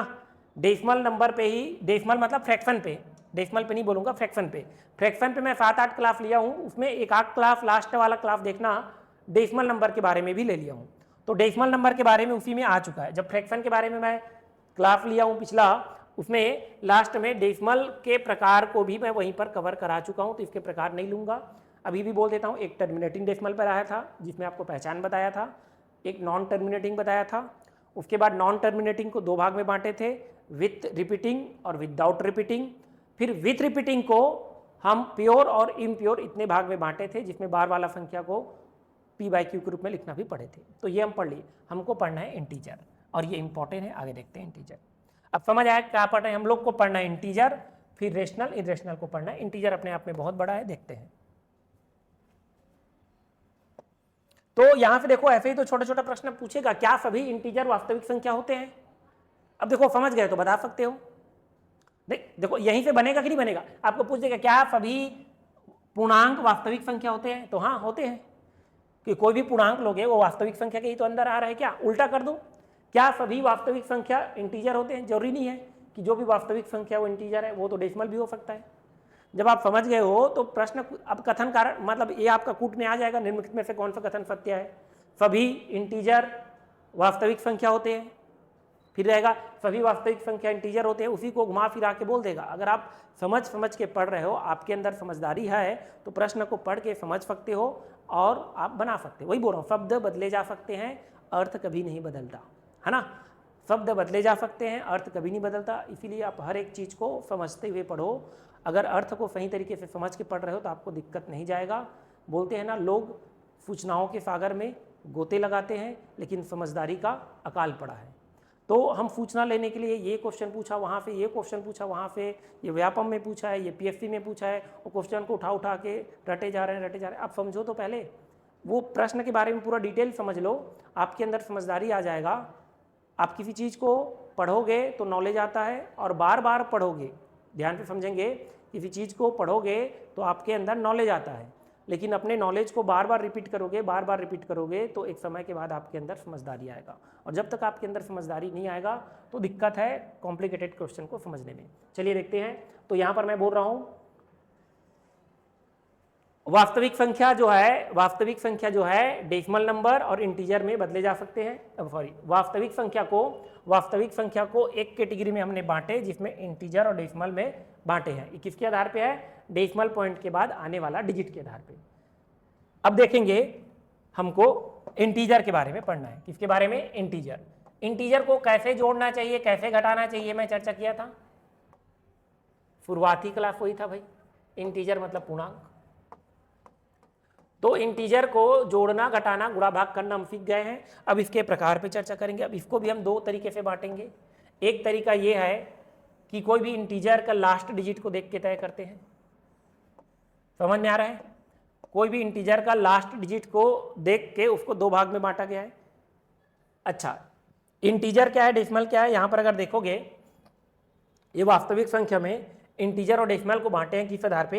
ये जो भी नंबर मैं लिखा हूं सब के सब इंटीजर है। ये जो भी नंबर लिखा हूं सब के सब इंटीजर है, क्योंकि ये 3 लिखा है तो 3 के बाद दशमलव पॉइंट है, दशमलव पॉइंट के बाद 0 0 आ रहा है, तो ये सब का है, ये सब के सब इंटीजर। इनके बीच में जो भी आएगा वो सब के सब डेसिमल है। ये जो वास्तविक संख्या में जो मैं लिखा हूँ 1 2 3 4 -1 -2 -3 -4, और याद रखना ये बढ़ते क्रम में है, याद रखना ये बढ़ते क्रम में है। मतलब -4 से बड़ा है -3, और -3 से बड़ा है -2, -2 से बड़ा है -1 से बड़ा है 0, 0 से बड़ा है 1, 1 से बड़ा है 2, ये पूरा बढ़ते क्रम में है। और ये जो भी दिख रहा है 1 2 3 ये सब क्या है? इंटीजर। इसके बीच में आएगा वो सब डेसिमल है। मैं इंटीजर और डेसिमल की बात करूं, इसको केवल इंटीजर, ये पूरा वास्तविक संख्या है, इसको मैं केवल इंटीजर और डेसिमल के बेस पे दो भाग में बांटूंगा, तो जितना नंबर मैं लिखा हूं वो सब के सब इंटीजर है, और जो बीच में और भी संख्या आएंगे बहुत सारे, वो सब क्या रहेंगे? डेसिमल रहेंगे। ठीक है, तो इंटीजर को यहां पर हम समझे, इंटीजर क्या है? इंटीजर का मतलब मैं यहां पर थोड़ा लिख दूं, इंटीजर को मैं यहां पर थोड़ा डिफाइन कर दूं। इंटीजर मैं लिख रहा हूं तो ये हो सकता है, देखो क्या हो सकता है? 0, क्या हो सकता है? 0, 0 के बाद समझना, 0, 0 के बाद एक तरफ 1, देखो 0 के बाद सीधा 1, 1 के बाद 2, 2 के बाद 3, 3 के बाद 4, 4 के बाद 5, ऐसे करते करते आएगा। सब के सब इंटीजर है। डेसिमल पॉइंट नहीं दिख रहा है, 2 में डेसिमल पॉइंट नहीं दिख रहा है, तो ये मान के चलो लास्ट में डेसिमल पॉइंट है, और उसके बाद हमेशा 0 0 डिजिट है। क्लियर हो गया? तो ये इंटीजर है, ये अपने आप में इंटीजर है, पूर्णांक है। और दूसरी तरफ देखेंगे तो क्या हो जाएगा? ये -1 -2 -3 -4 -5, इसको अलग अलग, ये भी माइनस में इन्फिनाइट तक जा सकता है, ये सब के सब इंटीजर है। अब यहाँ पर 1 और 2 के बीच में और कोई इंटीजर नहीं है ना, 1 के बाद सीधा 2 आएगा। अगर मैं यहाँ पर बोल रहा था उसी चीज को वास्तविक संख्या में, वास्तविक संख्या का ग्रुप है, तो 1 और 2 के बीच में बहुत सारे नंबर है जो कि डेसिमल पॉइंट में है, और यहाँ पर मैं इंटीजर के रूप में बोल रहा हूँ, तो इंटीजर के रूप में जब मैं बोल रहा हूँ तो 1 के बाद सीधा 2, 2 के बाद 3, 3 के बाद 4, क्योंकि बीच में और भी नंबर है, वो डेसिमल नंबर है। वो क्या है? Decimal number. तो यहाँ से अगर आप देखोगे तो इसको कैसे बांटे, समझो ध्यान से, इसको हम कैसे बांटे, ध्यान से समझो। एक तरीका ये है, इसको भी हम अलग अलग तरीके से बांट सकते हैं, इसको भी हम अलग अलग तरीके से क्लासिफाई करेंगे। तो एक तरीका ये है कि इसको हम पर लास्ट डिजिट के आधार पे बांटेंगे। किसके आधार पे? लास्ट डिजिट के आधार पे इसको 2 कैटेगरी में बांट सकते हैं। लास्ट डिजिट को देखते हुए इसको 2 कैटेगरी में बांटेंगे, या 2 से भाग देने के आधार पे। किससे? 2 से अगर भाग देकर देखोगे, कोई भी इंटीजर को अगर 2 से भाग देकर देखना, अगर कोई इंटीजर को 2 से डिवाइड करोगे तो या तो वो डिवाइड होगा या तो डिवाइड नहीं होगा। क्या बोल रहा हूं? कोई भी इंटीजर को 2 से डिवाइड करोगे तो या तो वो डिवाइड होगा या तो नहीं होगा। अगर वो 2 से डिवाइड हो गया तो उसको इवन नंबर बोलते हैं, और नहीं हुआ तो ऑड नंबर। क्या बोलते हैं? Odd number. हिंदी में सम संख्या और इसको विषम संख्या। तो सम संख्या विषम संख्या आप बता दोगे, कोई दिक्कत नहीं है। अच्छा, इवन नंबर के लास्ट में क्या क्या हो सकता है? इवन नंबर के लास्ट में लास्ट डिजिट के आधार पे भी इसको बांटे हैं, ऐसा बोल सकते हैं। जो इवन नंबर है, जो इवन नंबर है, इसका जो लास्ट डिजिट है, जो इवन नंबर है, इसको मैं ऐसे ही रख देता हूं, ध्यान से यहीं पर ही ले आता हूं, 1 मिनट। इसको मैं ऐसे ही रख देता हूं, नीचे में ही रख देता हूं, चलो ऐसे। इसको एक आधार पे हम बांटेंगे, 2 से विभाजित होता है कि नहीं इसके आधार पे। किसके आधार पे? 2 से डिवाइड होता है कि नहीं इसके आधार पे। अगर किसी भी, ये देखो, ये इंटीजर को मैं 2 से डिवाइड होता है कि नहीं इसके आधार पे बांट रहा हूं, या तो 2 से डिवाइड होगा या तो 2 से नहीं डिवाइड होगा। अगर 2 से डिवाइड होगा तो क्या बोलूंगा मैं? इवन नंबर बोलूंगा, और नहीं होगा तो क्या बोलूंगा? Odd number. क्या बोलूंगा? Odd number. इवन नंबर बोलूंगा या ऑड नंबर। अब इवन नंबर उसको बोलेंगे जो ऐसा इंटीजर जो 2 से डिवाइड हो जाए, या इसका सबसे लास्ट डिजिट क्या हो? 0 0 0। अगर कोई भी इंटीजर है जिसका लास्ट में 0 है, 2 है, 4 है, 6 है, 8 है, सबसे लास्ट डिजिट को देख के बता दोगे कि वो इवन है कि ऑड है। और लास्ट वाला डिजिट जिसको इकाई बोलते हैं, अगर वो लास्ट में 1 है, 3 है, 5 है, 7 है, 9 है, तो वो कहलाएगा odd number. Even number, odd number, basic सी बात है, बता सकते हो। तो इंटीजर को हम 2 से भाग जाता है कि नहीं, इसके आधार पे डिवाइड किए तो ये इवन और ऑड पे बना। देखो इंटीजर को ही मैं इवन ऑड पे बांटा हूं, अभी इंटीजर को ही मैं अलग अलग तरीके से बांटूंगा। तो ये है 2 से भाग जाता है कि नहीं इसके आधार पे, डिवाइड बाई 2 के आधार पे। डिवाइड बाई 2 है तो बोलेंगे इवन, और नहीं हो रहा है 2 से डिवाइड, ऐसा इंटीजर को ही बोल रहा हूं ना, केवल डेसिमल पे चर्चा नहीं हो रहा है। अब ये हम समझ गए, इसको दूसरे तरीके से और बांटेंगे, जिसको मैं नेक्स्ट पेज में लिखूंगा। इसको दूसरे तरीके से और बांटेंगे, इसको मैं नेक्स्ट पेज लिखूंगा, नेक्स्ट पेज। अब आगे जो बता रहा हूं उसको ध्यान से देखेंगे। आगे जो बताऊंगा इंटीजर को बहुत इंपॉर्टेंट है, यहां से समझना। ये कहां से आ गया भाई, अच्छा ये उड़ा देते हैं इसको। तो सुनना ध्यान से और समझना भाई। इंटीजर पूर्णांक, नाम से पता चल रहा है, पूर्ण अंक, पूर्णांक कॉन्सेप्ट देखना। छोटे छोटे क्लास में बहुत सारे क्वेश्चन यहाँ से बनते हैं और आपके एग्जाम में भी घुमा फिरा के प्रश्न पूछे जा सकते हैं। जितने भी प्रकार की संख्या है सारी संख्या कवर हो जाएंगे, ध्यान से समझना। ये 1, ये 2, ये 3, ये 4, ये 5, ये कहाँ तक जा सकता है, अनंत तक प्लस की ओर।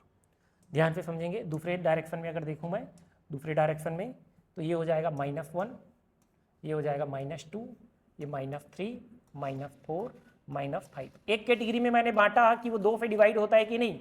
इंटीजर को एक तरीका था बांटने से, इवन और ऑड में, वो 2 से डिवाइड होता है कि नहीं। इसी इंटीजर को दूसरे तरीका से बांटेंगे, किसके आधार पे, तो चिन्ह के आधार पे। किसके आधार पे, चिन्ह के आधार पे, चिन्ह के आधार पे बांटेंगे। किसके आधार पे, चिन्ह के आधार पे।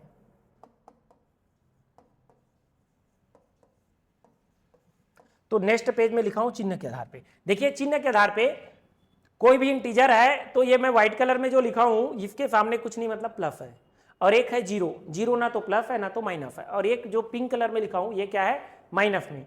तो इंटीजर को चिन्ह के आधार पे हम यहां पर 3 कैटेगरी में बांटे। एक था जीरो, एक क्या है जीरो, और दूसरा क्या है, पॉजिटिव इंटीजर। क्या बोलेंगे इसको, पॉजिटिव, पॉजिटिव इंटीजर। और दूसरा है निगेटिव इंटीजर। क्या है, negative integer, negative integer. Hindi में भी लिख ले, हिंदी में लिख ले। हिंदी में क्या बोलेंगे इसको बताइए, धनात्मक पूर्णांक। क्या बोलेंगे, पॉजिटिव इंटीजर मतलब धनात्मक पूर्णांक, धनात्मक पूर्णांक।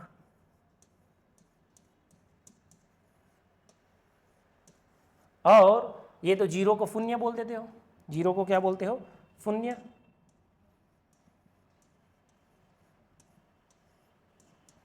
और इसको क्या बोलोगे, ऋणात्मक पूर्णांक।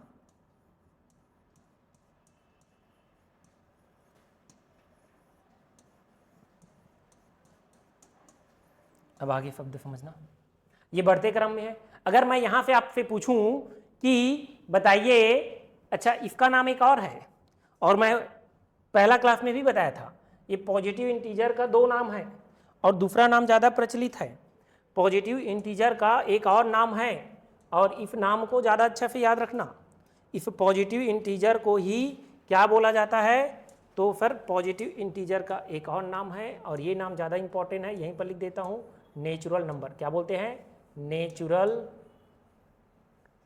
Natural number. क्या बोलेंगे, नेचुरल नंबर। देख लेना इसको, हिंदी में कहीं कहीं मैं देखता हूं तो प्राकृत लिखा रहता है और कहीं कहीं प्राकृतिक लिखा रहता है, तो आप देख लेना, दोनों का मतलब सेम रहेगा, है ना। देख लेना, कुछ बुक में मैं प्राकृत लिखा देखता हूं हिंदी, और कुछ बुक में प्राकृतिक लिखा देख लेता हूं, तो आप डिसाइड कर लेना, नेचुरल करके याद रख लेना। मैं यहां पर फिलहाल ये लिख देता हूं, प्राकृत।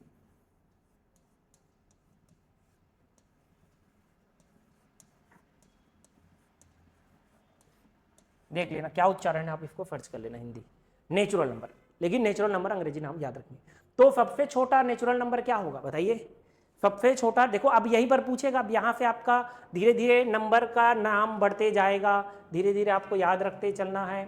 तो हम देखें इंटीजर को चिन्ह के आधार पे 3 कैटेगरी में बांटे। एक वो तो प्लस वाला हो सकता है पॉजिटिव इंटीजर, जीरो हो सकता है कोई चिन्ह नहीं है, निगेटिव हो सकता है। अच्छा ये बताइए सबसे छोटा पॉजिटिव इंटीजर क्या है? स्मॉलेस्ट, अब जितना बोलूँगा उसका आंसर सोचना, स्मॉलेस्ट पॉजिटिव इंटीजर क्या है? 1। अब सुनना इसी में शब्द, smallest even positive integer. Even बोला हूं तो क्या हो जाएगा? सबसे छोटा सम धनात्मक पूर्णांक। तो सबसे छोटा पूर्णांक में धनात्मक में तो 1 है, लेकिन सम में क्या है? ये तो सम है, सम में 2 आ जाएगा। क्लियर हो गया? क्या पॉजिटिव इंटीजर को ही नेचुरल नंबर बोलते हैं? हाँ नेचुरल नंबर बोलते हैं। नेचुरल नंबर कहाँ से चालू होता है? 1 2 3 नेचुरल। आप नेचुरल रूप से गिनते, ऐसा याद रख लो कि आप नेचर में नॉर्मली गिनती कहाँ से चालू करते हो? आप स्वाभाविक रूप से, है ना, 1 2 3 से करते हो। तो वैसे ही समझ लो जहाँ से आप किसी चीज़ को काउंट करते हो 1 2 3 करके, है ना, तो नेचुरल नंबर है, इसको पॉजिटिव इंटीजर बोला जाता है। अच्छा ये बताइए क्या सबसे बड़ा निगेटिव इंटीजर बता सकते हो? अच्छा सबसे बड़ा पॉजिटिव इंटीजर तो नहीं बताया जा सकता, ये बढ़ते क्रम है, याद रखना। ये क्या है? बढ़ते क्रम। ये क्या है? बढ़ते क्रम। तो ये बढ़ते क्रम है, इस बात पे भी ध्यान रखना, ये क्या है? बढ़ते क्रम। तो क्या मैं ये बोल सकता हूं कि कोई भी पॉजिटिव इंटीजर है वो हमेशा निगेटिव इंटीजर से बड़ा रहेगा? ऐसा वाक्य आपको आएगा छोटा मोटा, हमेशा प्राकृतिक संख्या निगेटिव इंटीजर से बड़ा होता है। सही है कि गलत? बड़े, ये बड़ा ही रहेगा। हमेशा निगेटिव इंटीजर 0 से छोटा होता है। सही है? सही है कि नहीं है? निगेटिव इंटीजर 0 से छोटा होता है। तो ये छोटा बड़ा के बेस पे भी प्रश्न पूछा जाता है। देखिए सबसे बड़ा निगेटिव इंटीजर कौन सा है? सबसे बड़ा निगेटिव इंटीजर बता सकते हो? देखो सबसे बड़ा पॉजिटिव इंटीजर मैं बोलता हूं, नहीं बता सकते, नहीं बता सकते। क्या आप सबसे बड़ा निगेटिव इंटीजर बता सकते हो? बता, यही तो बड़ा है क्या? यही बढ़ते क्रम में है। और सबसे बड़ा निगेटिव इंटीजर क्या है? 1। आया समझ? देखो हम यहां पर सबसे छोटा निगेटिव इंटीजर नहीं बता सकते, ये घटते क्रम है ना, ये बढ़ते क्रम है। तो देखो सबसे, अगर पॉजिटिव इंटीजर में देखा जाए तो सबसे छोटा पॉजिटिव इंटीजर बता सकते हैं, सबसे बड़ा निगेटिव इंटीजर नहीं बता सकते। सॉरी पॉजिटिव इंटीजर में बोल रहा हूं। सबसे पॉजिटिव इंटीजर में देखोगे तो सबसे छोटा पॉजिटिव इंटीजर आप बता सकते हो, सबसे बड़ा पॉजिटिव इंटीजर नहीं बता सकते। निगेटिव इंटीजर में देखोगे तो ये बढ़ते क्रम है, तो सबसे बड़ा निगेटिव इंटीजर बता सकते हैं, लेकिन ये छोटा घटते क्रम जा रहा है, तो सबसे छोटा निगेटिव इंटीजर नहीं बता सकते। समझ में आया? मतलब ये सबसे बड़ा पॉजिटिव इंटीजर नहीं बताया जा सकता, सबसे छोटा निगेटिव इंटीजर नहीं बता सकता, सबसे बड़ा निगेटिव इंटीजर -1। आया समझ में? सबसे बड़ा निगेटिव इंटीजर क्या है? -1। -1 सबसे बड़ा ऋणात्मक पूर्णांक है, ये सबसे बड़ा है निगेटिव इंटीजर में। अच्छा बताइए जितना भी निगेटिव इंटीजर है सब 0 से छोटा रहेगा, इतना आया समझ में? अच्छा बताओ सबसे बड़ा सम निगेटिव इंटीजर क्या है? सबसे बड़ा सम निगेटिव इंटीजर क्या है? सबसे बड़ा पूछा हूं और निगेटिव इंटीजर पूछा हूं और सम भी बोला हूं, तो 1 तो ही सम है, 2 ही होगा, वो भी माइनस में। क्लियर हो गया? तो शब्दों को समझे रहोगे तो प्रश्न कैसे भी पूछे बता दोगे। आपको जो मैं जिस फॉर्म में याद करा रहा हूं, ये रोड मैप आपका क्लियर होना चाहिए। नेक्स्ट देखेंगे, इस पे बहुत सारे प्रश्न पूछे जा सकते हैं। अब आगे मेरे बात को समझना, क्या ये 0 है? 0 और सुनना ध्यान से, अच्छे से सुनेंगे। मैं यहां पर आपको ये बोलता हूं कि ये निगेटिव इंटीजर अपने आप में प्लस नहीं है और 0 भी अपने आप में प्लस नहीं, ये दोनों प्लस नहीं था, ये प्लस है क्या? नहीं। सुनना ध्यान से, ये निगेटिव इंटीजर अपने आप में प्लस नहीं है, 0 भी तो प्लस नहीं है, ये दोनों प्लस नहीं है। अगर इन दोनों को एक साथ बोलूं तो प्लस नहीं है, तो इन दोनों को क्या बोलेंगे? प्लस नहीं है, धनात्मक नहीं है। क्या बोलेंगे? धनात्मक नहीं है। तो क्या बोलेंगे इसको? नॉन, क्या बोलेंगे? Non positive, non positive integer. ये बात सही हुआ? ये बात सही है? क्या बोला हूं? Non positive integer. ये दोनों पॉजिटिव तो नहीं है क्या? क्या बोलेंगे हिंदी में? धनात्मक रहित। क्या बोलेंगे? धनात्मक, धनात्मक रहित, धनात्मक रहित पूर्णांक। क्या बोलेंगे? धनात्मक रहित पूर्णांक। क्लियर हुआ? ये है धनात्मक रहित पूर्णांक, समझ में आया? क्लियर हो गया? धनात्मक रहित पूर्णांक, ये धनात्मक नहीं है तो धनात्मक रहित पूर्णांक में सबसे छोटा कौन सा है? 0। अब ध्यान से देखना, हमेशा छोटा छोटा बातों पे पूछा जाता है। कोई भी नेचुरल नंबर के वर्ग, कोई भी इंटीजर के वर्ग हमेशा धनात्मक होते हैं। क्या बोला हूं? जैसे मैं बोलूंगा कोई भी नेचुरल नंबर के या कोई भी इंटीजर के, कोई भी इंटीजर लो उसको वर्ग करोगे तो हमेशा धनात्मक आएगा। क्या बोला, समझ में आया? जैसे एक क्वेश्चन है, कोई भी, मैं बोलता हूं कोई भी, देखो छोटे छोटे बात को, कोई भी पूर्णांक, क्या बोलूंगा? कोई भी पूर्णांक का वर्ग, कोई भी पूर्णांक का वर्ग हमेशा हमेशा धनात्मक होता है, धनात्मक होगा।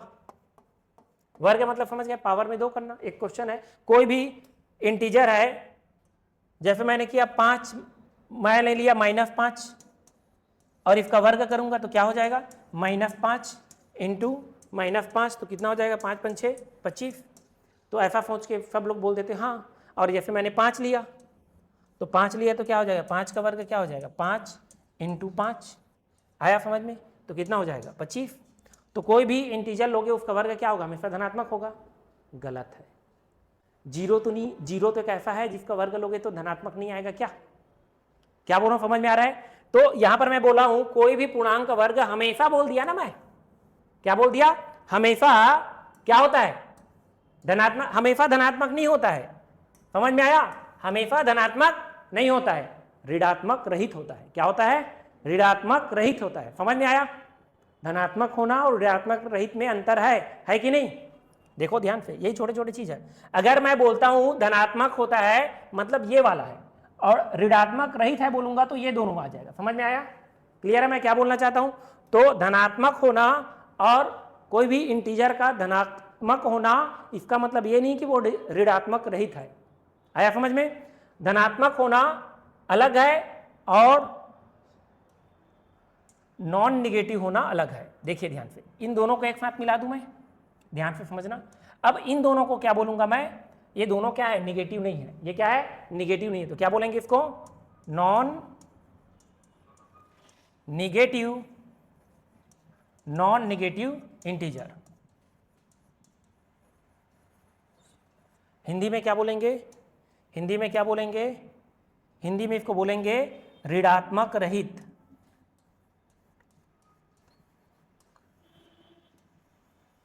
ऋणात्मक रहित, ऋणात्मक रहित पूर्णांक। हाँ, अब ये बोल सकते हो कोई भी इंटीजर का वर्ग, कोई भी इंटीजर का वर्ग करोगे वो हमेशा क्या रहेगा? ऋणात्मक रहित रहेगा। ये बात ज्यादा, धनात्मक रहेगा बोलोगे तो गलत हो जाओगे, क्योंकि 0 का वर्ग करोगे तो 0 आएगा, तो वो तो धनात्मक नहीं आया। तो यहां पर मैं वाक्य में क्या बोला हूं, इसको देखते ही कई बच्चे हाँ बोल देते हैं, इसी लॉजिक में लगाते हैं, क्योंकि मैं -5 का वर्ग करूंगा तो भी प्लस आ रहा है, और +5 का वर्ग करूँ, 5 का वर्ग करूंगा तो भी 25 आ रहा है, और -5 का वर्ग करूंगा तो भी 25 आ रहा है। तो हमेशा तो धन आ रहा है, 0 को भूल जाता है और वाक्य गलत हो जाता है। आया समझ में? जैसे ऐसे वाक्य बताइए कौन सा कथन सत्य है आएगा, तो बहुत सारे बच्चे कोई भी पूर्णांक का वर्ग हमेशा धनात्मक होता है, इस वाक्य को हड़बड़ी में समझो या बारीकी से ना पढ़ने के कारण बोलो, इसको गलत कर देगा। आया समझ में? तो ऐसा छोटा छोटा चीजें पूछा जा सकता है। तो ये समझ में आया? ये लाइन क्लियर हुआ? मैं क्या बोला हूं? अगर किसी चीज को बोल रहे हो कि पॉजिटिव नंबर है, इसका मतलब ये नहीं कि वो निगेटिव नहीं है। आप इस चीज को ध्यान से समझना। पॉजिटिव नंबर है, ध्यान से सुनो, ये सारी चीजों को अच्छे से समझ लो, रोड मैप क्लियर कर लो, ये कैसे कैसे फ्लो चार्ट से आपको याद रखना है। इंटीजर को नंबर के चिन्ह के आधार पर 3 भागों में बांटे, निगेटिव इंटीजर, पॉजिटिव इंटीजर, 0। क्या बोला हूं? इंटीजर को 3 भाग में बांटे, निगेटिव इंटीजर, पॉजिटिव इंटीजर, 0। 0 और निगेटिव इंटीजर को मिला करके हम बोलते हैं धनात्मक नहीं है। क्या बोलेंगे? धनात्मक नहीं है। धनात्मक नहीं है मतलब निगेटिव नहीं समझना, धनात्मक नहीं है मतलब वो निगेटिव के साथ साथ 0 भी आएगा, और ऋणात्मक नहीं है इसका मतलब केवल धनात्मक मत समझना। ऋणात्मक नहीं है इसका मतलब धनात्मक हो सकता है और 0 भी हो सकता है। अच्छा, इसका एक और नाम है, समझना, इसका एक और नाम, देखो ये नंबर कहाँ से चालू हुआ समझना, ये जो नंबर है ये 0 -1 -2 -3 करके ये अनंत तक पहुंचा, और ये जो ऋणात्मक रहित बोल रहा हूं मैं, ये क्या है 0 1 2 3 यहाँ से चालू हुआ, और इसे ही आप स्कूल टाइम में पढ़ते रहे होंगे, याद कीजिए क्या नाम से पढ़ते हो इसको स्कूल टाइम में, इसको अलग नाम दे दूं मैं, कौन से कलर दे दे, ये याद कीजिए इसको क्या नाम से पढ़ते थे आप, इसको आप होल नंबर के नाम से पढ़ते हो, इतना बड़ा लिखा जाएगा, थोड़ा छोटा कर लेते हैं, होल नंबर याद आया, और इसको बोलते हैं पूर्ण संख्या, हिंदी में क्या बोलते हैं पूर्ण संख्या, क्या बोलेंगे पूर्ण संख्या, इतना बड़ा लिखा गया, इसको छोटा कर दूं क्या थोड़ा,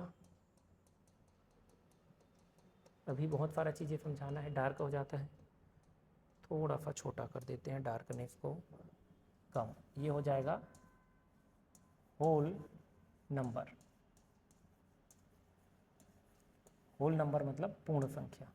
देखो पूर्ण संख्या अलग है और पूर्णांक अलग है ना, अब यहाँ से भी बहुत सारे क्वेश्चन बनेंगे, इतना ही लाइन में बहुत सारे प्रश्न बन सकते हैं, इतना लाइन में बहुत सारे प्रश्न बन सकता है रुपेश, ध्यान से समझना, ये पहले क्लियर होने चाहिए। इंटीजर को निगेटिव पॉजिटिव जीरो में बांटे, और जीरो को पॉजिटिव के साथ मिला दिया तो नॉन निगेटिव, और जीरो को निगेटिव के साथ मिला दिया तो नॉन पॉजिटिव, ठीक है। तो इसको हम एक कैटेगरी बांटे चिन्ह के आधार पे, पॉजिटिव जीरो निगेटिव, और दूसरा non positive non negative, non positive non negative में जीरो शामिल हो जाता है ना, समझना है। दूसरा तरीका, आप यहाँ से बहुत सारे कूट में प्रश्न बन सकते हैं, समझो, समझे हो तो बना लोगे।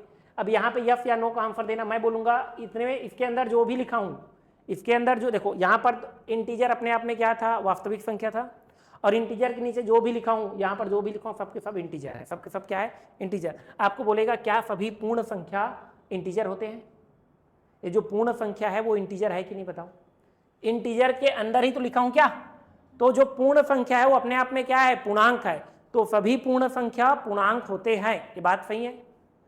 मैंने पूर्ण संख्या उठाऊंगा, इसमें से कोई भी अपने आप में पूर्णांक है कि नहीं है, पूर्णांक मतलब इंटीजर, पूर्ण संख्या मतलब होल नंबर, तो सभी होल नंबर इंटीजर होते हैं, सही है होते हैं, उल्टा कर दो वाक्य को, सभी इंटीजर होल नंबर होते हैं, नहीं होते, वो तो निगेटिव में भी जा सकता है, क्लियर हो गया। ऐसे आपको क्या सभी संख्या ये होते हैं और उसका रिवर्स पूछा जा सकता है, अगर आप अच्छे से समझे हो कि इसके अंदर क्या क्या आ रहा है तो क्लियर है। यहाँ पर नेचुरल नंबर को हम 3 भाग में और बांटते हैं, इस नेचुरल नंबर को 3 भाग में और बांटते हैं, इस नेचुरल नंबर को 3 भाग में और बांटेंगे, और ये इंपॉर्टेंट है, नेचुरल नंबर को 3 भाग में बांटेंगे, और एक नाम होगा, याद रखेंगे प्राइम नंबर, क्या होगा प्राइम नंबर। तो जितने भी प्राइम नंबर है वो सब अपने आप में पॉजिटिव इंटीजर के ही प्रकार में आएगा, पॉजिटिव इंटीजर मतलब प्राकृत संख्या के प्रकार आएगा। प्राइम नंबर क्या बोलेंगे, अभाज्य संख्या, क्या बोलेंगे अभाज्य संख्या, क्या बोलेंगे अभाज्य संख्या। और दूसरा होता है कंपोजिट नंबर, क्या होता है कंपोजिट नंबर, कंपोजिट नंबर क्या होता है कंपोजिट नंबर, कंपोजिट नंबर मतलब भाज्य संख्या, क्या होता है भाज्य संख्या, और एक होता है यूनिट, एक होता है यूनिट। तो आगे हम नेचुरल नंबर को डिवाइड करने वाले हैं, आगे हम नेचुरल नंबर को डिवाइड करने वाले हैं 3 कैटेगरी में, नेचुरल नंबर को डिवाइड करने वाले हैं 3 कैटेगरी में, सुनना ध्यान से।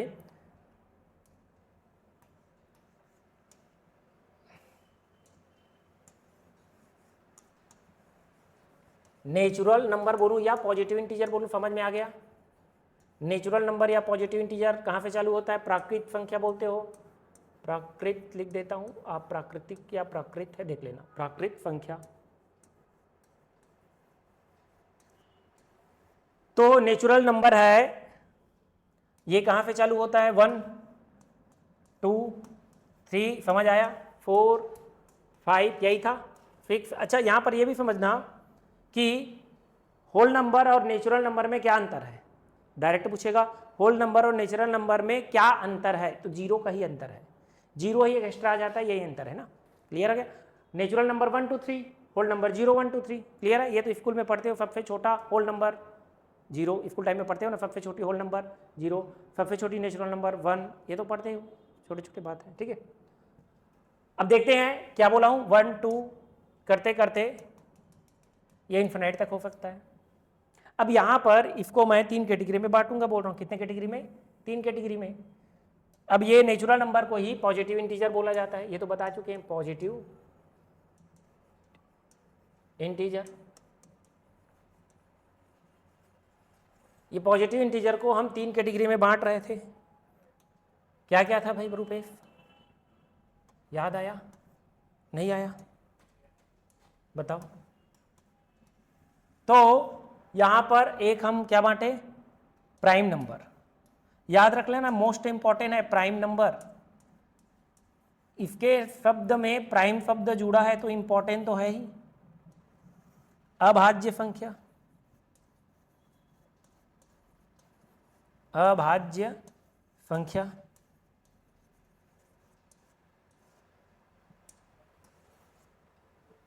और दूसरा भाज्य संख्या, कंपोजिट नंबर,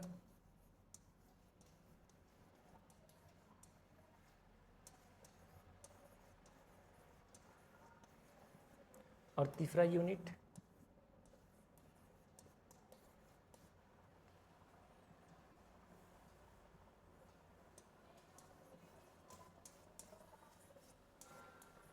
भाज्य संख्या और एक,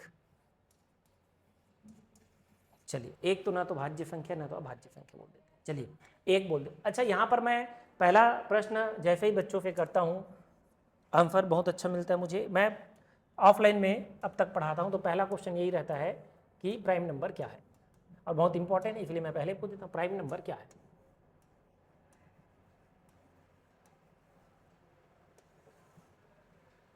बहुत सारे बच्चों का आंसर आता है, और जैसे जैसे अब तक मुझे आंसर मिलता है उसका मैं आंसर आपको बता रहा हूँ, जैसे जैसे प्रश्नों को मुझे जवाब मिलता है उसका आंसर क्या क्या मिलता है मैं बता देता हूँ।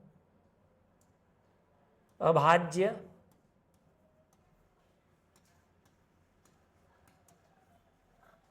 तो कभी मैं ऑफलाइन में बोलता हूँ कि प्राइम नंबर क्या है, तो बच्चों का आंसर कैसे आता है मैं बता रहा हूँ, और यही छोटे छोटे चीज़ों को आपको ध्यान देना है। कोई बच्चे ऐसे आंसर देते हैं, ये क्या है, जैसे बच्चों को जो आंसर रहता है वो बता रहा हूँ ना, मैं भी अपना आंसर नहीं बता रहा हूँ। बच्चे का आंसर ये रहता है सर जो स्वयं से भाग जाए, देखो क्या क्या आंसर रहता है यहाँ पर लिख देता हूँ, जो स्वयं से भाग जाए, भाग जाए वो प्राइम नंबर बोलते हैं। मैं बोलता हूँ ठीक है, ऐसा बोलते हैं बच्चे, मैं बोल रहा हूँ स्वयं से भाग जाए, मैं बोलता हूँ 10, जैसे मैं बोलता हूँ 10, 10 है क्या, 10 तो स्वयं से भाग जा रहा है, 10 10 से चला जाएगा, तो बच्चा के दिमाग में थोड़ा क्लिक करता है मैं कुछ तो गलती किया हूँ। फिर वो क्या बोलता है, फिर वो अपने शब्दों को सुधारता है, फिर वो क्या करता है अपने शब्दों को सुधारता है। जैसे पहले लाइन में बहुत सारे बच्चे ऐसे ही बोलते हैं सर जो स्वयं से भाग जाए, तो मैं बोलता हूँ 10, नहीं सर वो 5 से भी चला जाएगा, तो आप तो बोले जो स्वयं से भाग चला जाए, तो 10 तो स्वयं से भाग जाता है। फिर उसके दिमाग में आता है नहीं मैं कुछ भूल गया हूँ, फिर बोलता है जो केवल स्वयं से भाग जाए, फिर क्या बोलता है जो केवल, एक शब्द जोड़ता है केवल, केवल स्वयं से भाग जाए, स्वयं से भाग जाए, ऐसा बोलता है जो केवल स्वयं से भाग जाए। अब ये 10 स्वयं से भाग जाने वाला संख्या है, लेकिन केवल स्वयं से भाग जाने वाला संख्या में नहीं आएगा, है ना। केवल स्वयं से मतलब ये 5 से भी भाग, केवल का मतलब ये है कि उसके अलावा और किसी से नहीं जाना चाहिए, तो मैं बोलता हूं जो केवल स्वयं से भाग जाए 1, फिर वो बच्चा बोलता है जो केवल स्वयं से भाग चला जाए, तो एक तो ऐसा है जो केवल स्वयं से भाग जाता है और किसी से नहीं जाता है। फिर वो बच्चा अपना वाक्य बदल देता है, फिर बोलता है जो केवल स्वयं से और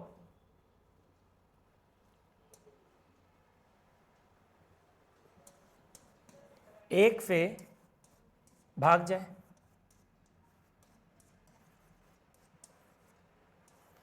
अब जो केवल स्वयं से और एक से भाग जाए, तो उनको मैं कोई भी नंबर और लिख देता हूं, जैसे इस तरीके से मान लो 1.5 बोल दिया, तो 1.5 नहीं बोलूँगा, चलिए जो केवल स्वयं से और एक से जाए, मैं यहाँ पर उनको बोलता हूँ लगभग ठीक है बोलता हूँ, लेकिन यहाँ पर एक चीज़ आप बता दो लगभग इसको मैं ठीक बोल देता हूँ, यहाँ तक आते आते उसको ठीक कर देता हूँ, लेकिन फिर भी इसमें मैं थोड़ा और करेक्शन करता हूँ कि जो केवल स्वयं से और एक से भाग जाए, आप इसमें प्राकृत संख्या ऐड कर दो, एक शब्द और ऐड करो बोलता हूँ, इसमें आप नेचुरल नंबर ऐड करो, ऐसा नेचुरल नंबर बोलो, फिर ज़्यादा एक्यूरेट हो जाएगा। जो केवल स्वयं से मतलब बहुत सारे टाइप की संख्या होती है ना, तो हम केवल नेचुरल नंबर की बात कर रहे हैं, तो ऐसे नेचुरल नंबर ऐड कर दो, फिर ज़्यादा सही हो जाएगा। लगभग यहाँ तक मैं बोल देता हूँ, आप शब्दों को सुधार चुके हो, तो ये चीज़ समझना, ये बिल्कुल गलत बोलूँगा, ये गलत बोलूँगा, आया समझ में? इसको मैं काफ़ी हद तक सही बोलूँगा, लेकिन इसमें भी एक शब्द जोड़ दो, प्राकृत संख्या। ऐसे नेचुरल नंबर जो केवल स्वयं से, देखो नेचुरल नंबर बोलना जरूरी है, नेचुरल नंबर का ही टाइप पढ़ने के लिए, है ना, उसके अलावा और बहुत सारे नंबर हो सकते हैं। ऐसे नेचुरल नंबर जो केवल स्वयं से और एक से विभाजित हो। अब यहां पर देखो, हाँ एक चीज और समझना, जो केवल स्वयं से और एक से डिवाइड हो। अब यहां पर समझना, यहां पर एक देखो, यहां पर क्या है, जो स्वयं से भाग चला जाए बोला है। अब क्या बोला है यहां पर, सुनना ध्यान से, यहां पर क्या बोला है, जो केवल स्वयं से भाग चला जाए। यहां पर क्या बोला है, ऐसे प्राकृत संख्या, लेकिन यहां भी थोड़ा भी कमी हो रहा है, यहां भी एक कमी हो रहा है, मैं देख नहीं पाया, देखो ध्यान से, यहां पर कमी हो रहा है, अभी भी तो एक आ रहा है, अभी भी तो एक इसमें आ जा रहा है क्या, ऐसे प्राकृत संख्या जो केवल स्वयं से और एक से भाग जाए, इसमें भी तो एक आ जा रहा है, तो भी अभी भी इसको गलत बोलूंगा, अभी भी क्या बोलूंगा मैं, अभी भी गलत बोलूंगा, क्योंकि अभी भी ये वाक्य गलत है। एक वाक्य और बोलते हैं बच्चे, अब वो एक को छोड़कर बोलते हैं, एक से बड़ी बोलता है, क्या बोलता है अब, अगर बोलता है एक से बड़ी, एक से बड़ी, अब उसके बाद बोलेगा एक से बड़ी ऐसी प्राकृतिक संख्या जो केवल स्वयं से और एक से डिवाइड हो।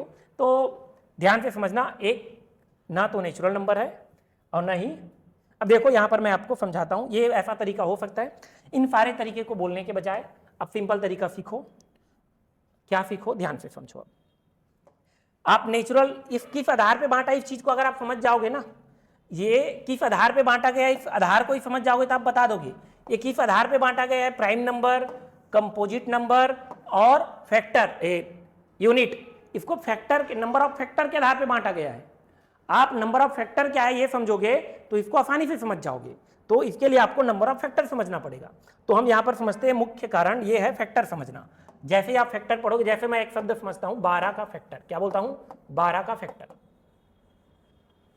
फैक्टर का मतलब होता है ऐसा नेचुरल नंबर जो 12 को डिवाइड कर दे, ऐसा नेचुरल, अब नेचुरल नंबर बोल रहा हूं मतलब पॉजिटिव इंटीजर, ऐसे पॉजिटिव इंटीजर जो दिए गए संख्या को विभाजित कर दे, उसका फैक्टर कहलाता है, हिंदी में कहलाता है गुणांक। क्या कहलाता है, गुणांक।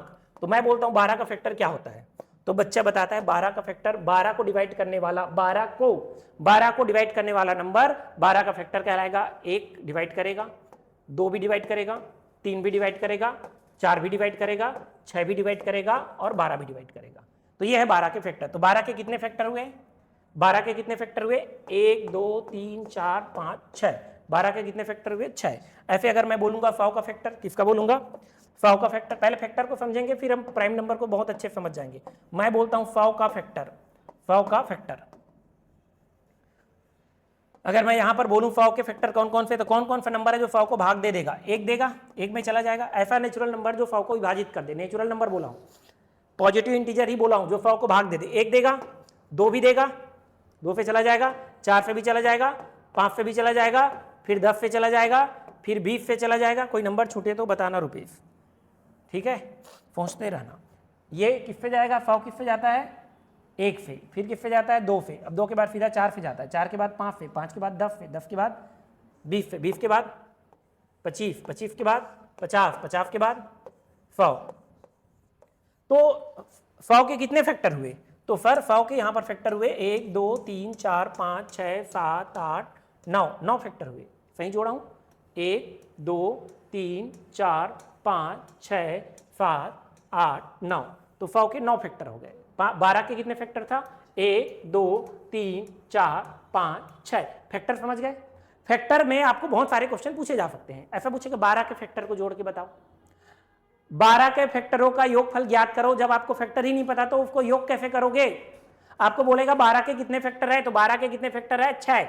तो 12 के अगर पूछेगा 100 के कितने फैक्टर है, तो 100 का कितना फैक्टर है टोटल, 1 2 3 4 6 7 8 9। अब पूछेगा फाव के इवन फैक्टर कितना है, शब्द आ गया इवन, तो इवन को सेलेक्ट करोगे, किसको करोगे, 9 में से इवन कौन कौन सा है, तो 2 4 10 20, कितना है टोटल 9 में से ऑड कितना है ये गिन लो या इवन को गिन लो, पता चल जाएगा। तो 1 2 3 ऑड फैक्टर है, बाकी सब 6 इवन है।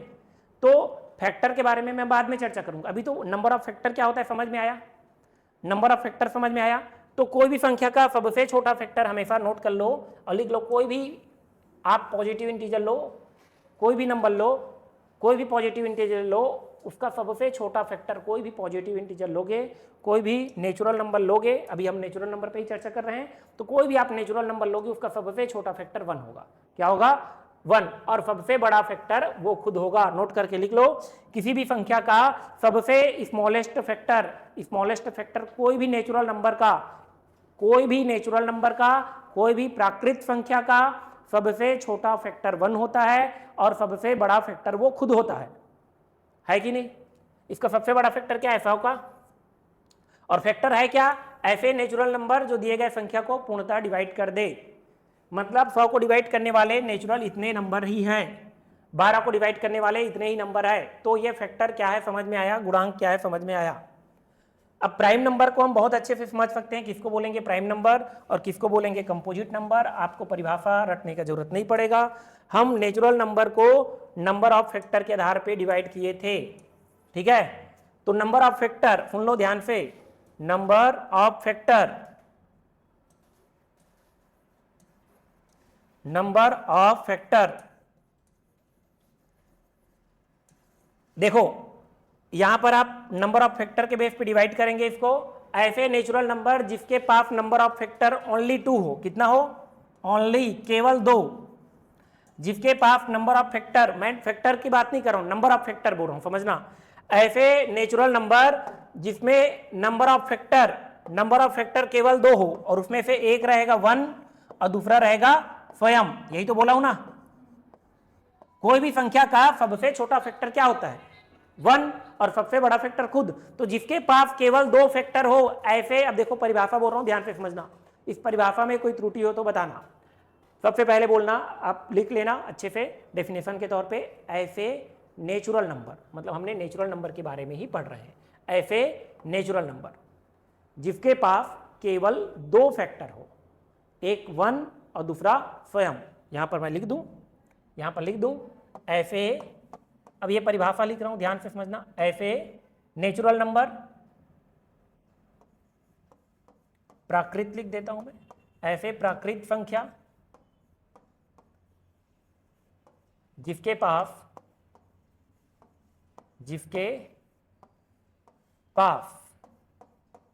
केवल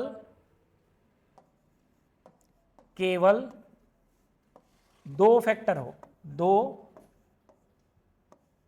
फैक्टर हो, पहला जिसमें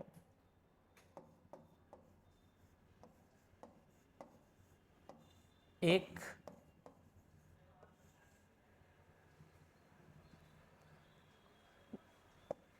यहीं पर लिख देता हूं, ऐसे नेचुरल नंबर जिसके पास केवल 2 फैक्टर हो। क्या बोला हूं, ऐसे नेचुरल नंबर, देखो शब्द यहां पर मैं क्या क्या डाला हूं, पहले शब्द डाला हूं नेचुरल नंबर, ये इंपॉर्टेंट है भूलना मत, नेचुरल नंबर बोलना, ताकि नेचुरल नंबर का ही टाइप है। दूसरा केवल 2 फैक्टर हो, केवल नंबर ऑफ फैक्टर 2 हो, नंबर ऑफ फैक्टर है ना ये 2, नंबर ऑफ फैक्टर हो 2 के बाद यहां पर लिख लेता हूं नंबर ऑफ फैक्टर हो 2, नंबर ऑफ फैक्टर हो, नंबर ऑफ फैक्टर, इसको बोलेंगे जिसके पास गुणांकों की संख्या केवल 2 हो, है ना, हो, नंबर ऑफ फैक्टर हो। और इसमें से भी याद रखना 2 रहेगा, उसमें से एक क्या रहेगा 1, एक क्या रहेगा 1 और दूसरा क्या रहेगा, ये नंबर ऑफ फैक्टर 2 हो जिसमें से एक क्या रहेगा 1 रहेगा, एक 1 रहेगा और दूसरा क्या रहेगा स्वयं, सेल्फ। क्लियर हो गया, क्लियर हो गया, ये समझ आया। ऐसे नेचुरल नंबर जिसके पास केवल, को नहीं भूलना बोलना, केवल 2 फैक्टर होना और केवल 2 फैक्टर होना अंतर है। ये केवल शब्द को हटाओगे तो इसका अर्थ अलग हो जाएगा, समझ में आ रहा है। अगर ये केवल को आप हटा दिए तो इसका अर्थ अलग हो जाएगा। तो यहां पर मैं बोल रहा हूं ऐसे नेचुरल नंबर जिसके पास केवल 2 फैक्टर हो। नंबर ऑफ फैक्टर, फैक्टर होने का मतलब नंबर ऑफ फैक्टर कितना हो, केवल 2 हो, जिसके पास नंबर ऑफ फैक्टर केवल 2 हो। इस शब्द को यहाँ पर लिखोगे तो और ज़्यादा अच्छा हो जाता। ऐसे नेचुरल नंबर जिसके पास नंबर ऑफ फैक्टर केवल 2 हो। इसको मैं यहाँ लिख देता हूँ, वाक्य ज़्यादा हो जाएगा, ज़्यादा अच्छा हो जाएगा। ऐसा लिख दो, अर्थ वही है। ऐसे प्राकृतिक संख्या जिसके पास नंबर ऑफ फैक्टर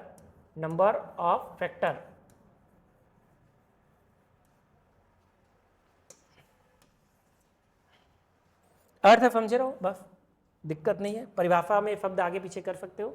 ऐसे प्राकृतिक संख्या जिसके पास नंबर ऑफ फैक्टर जिसके पास नंबर ऑफ फैक्टर मतलब गुणांकों की संख्या,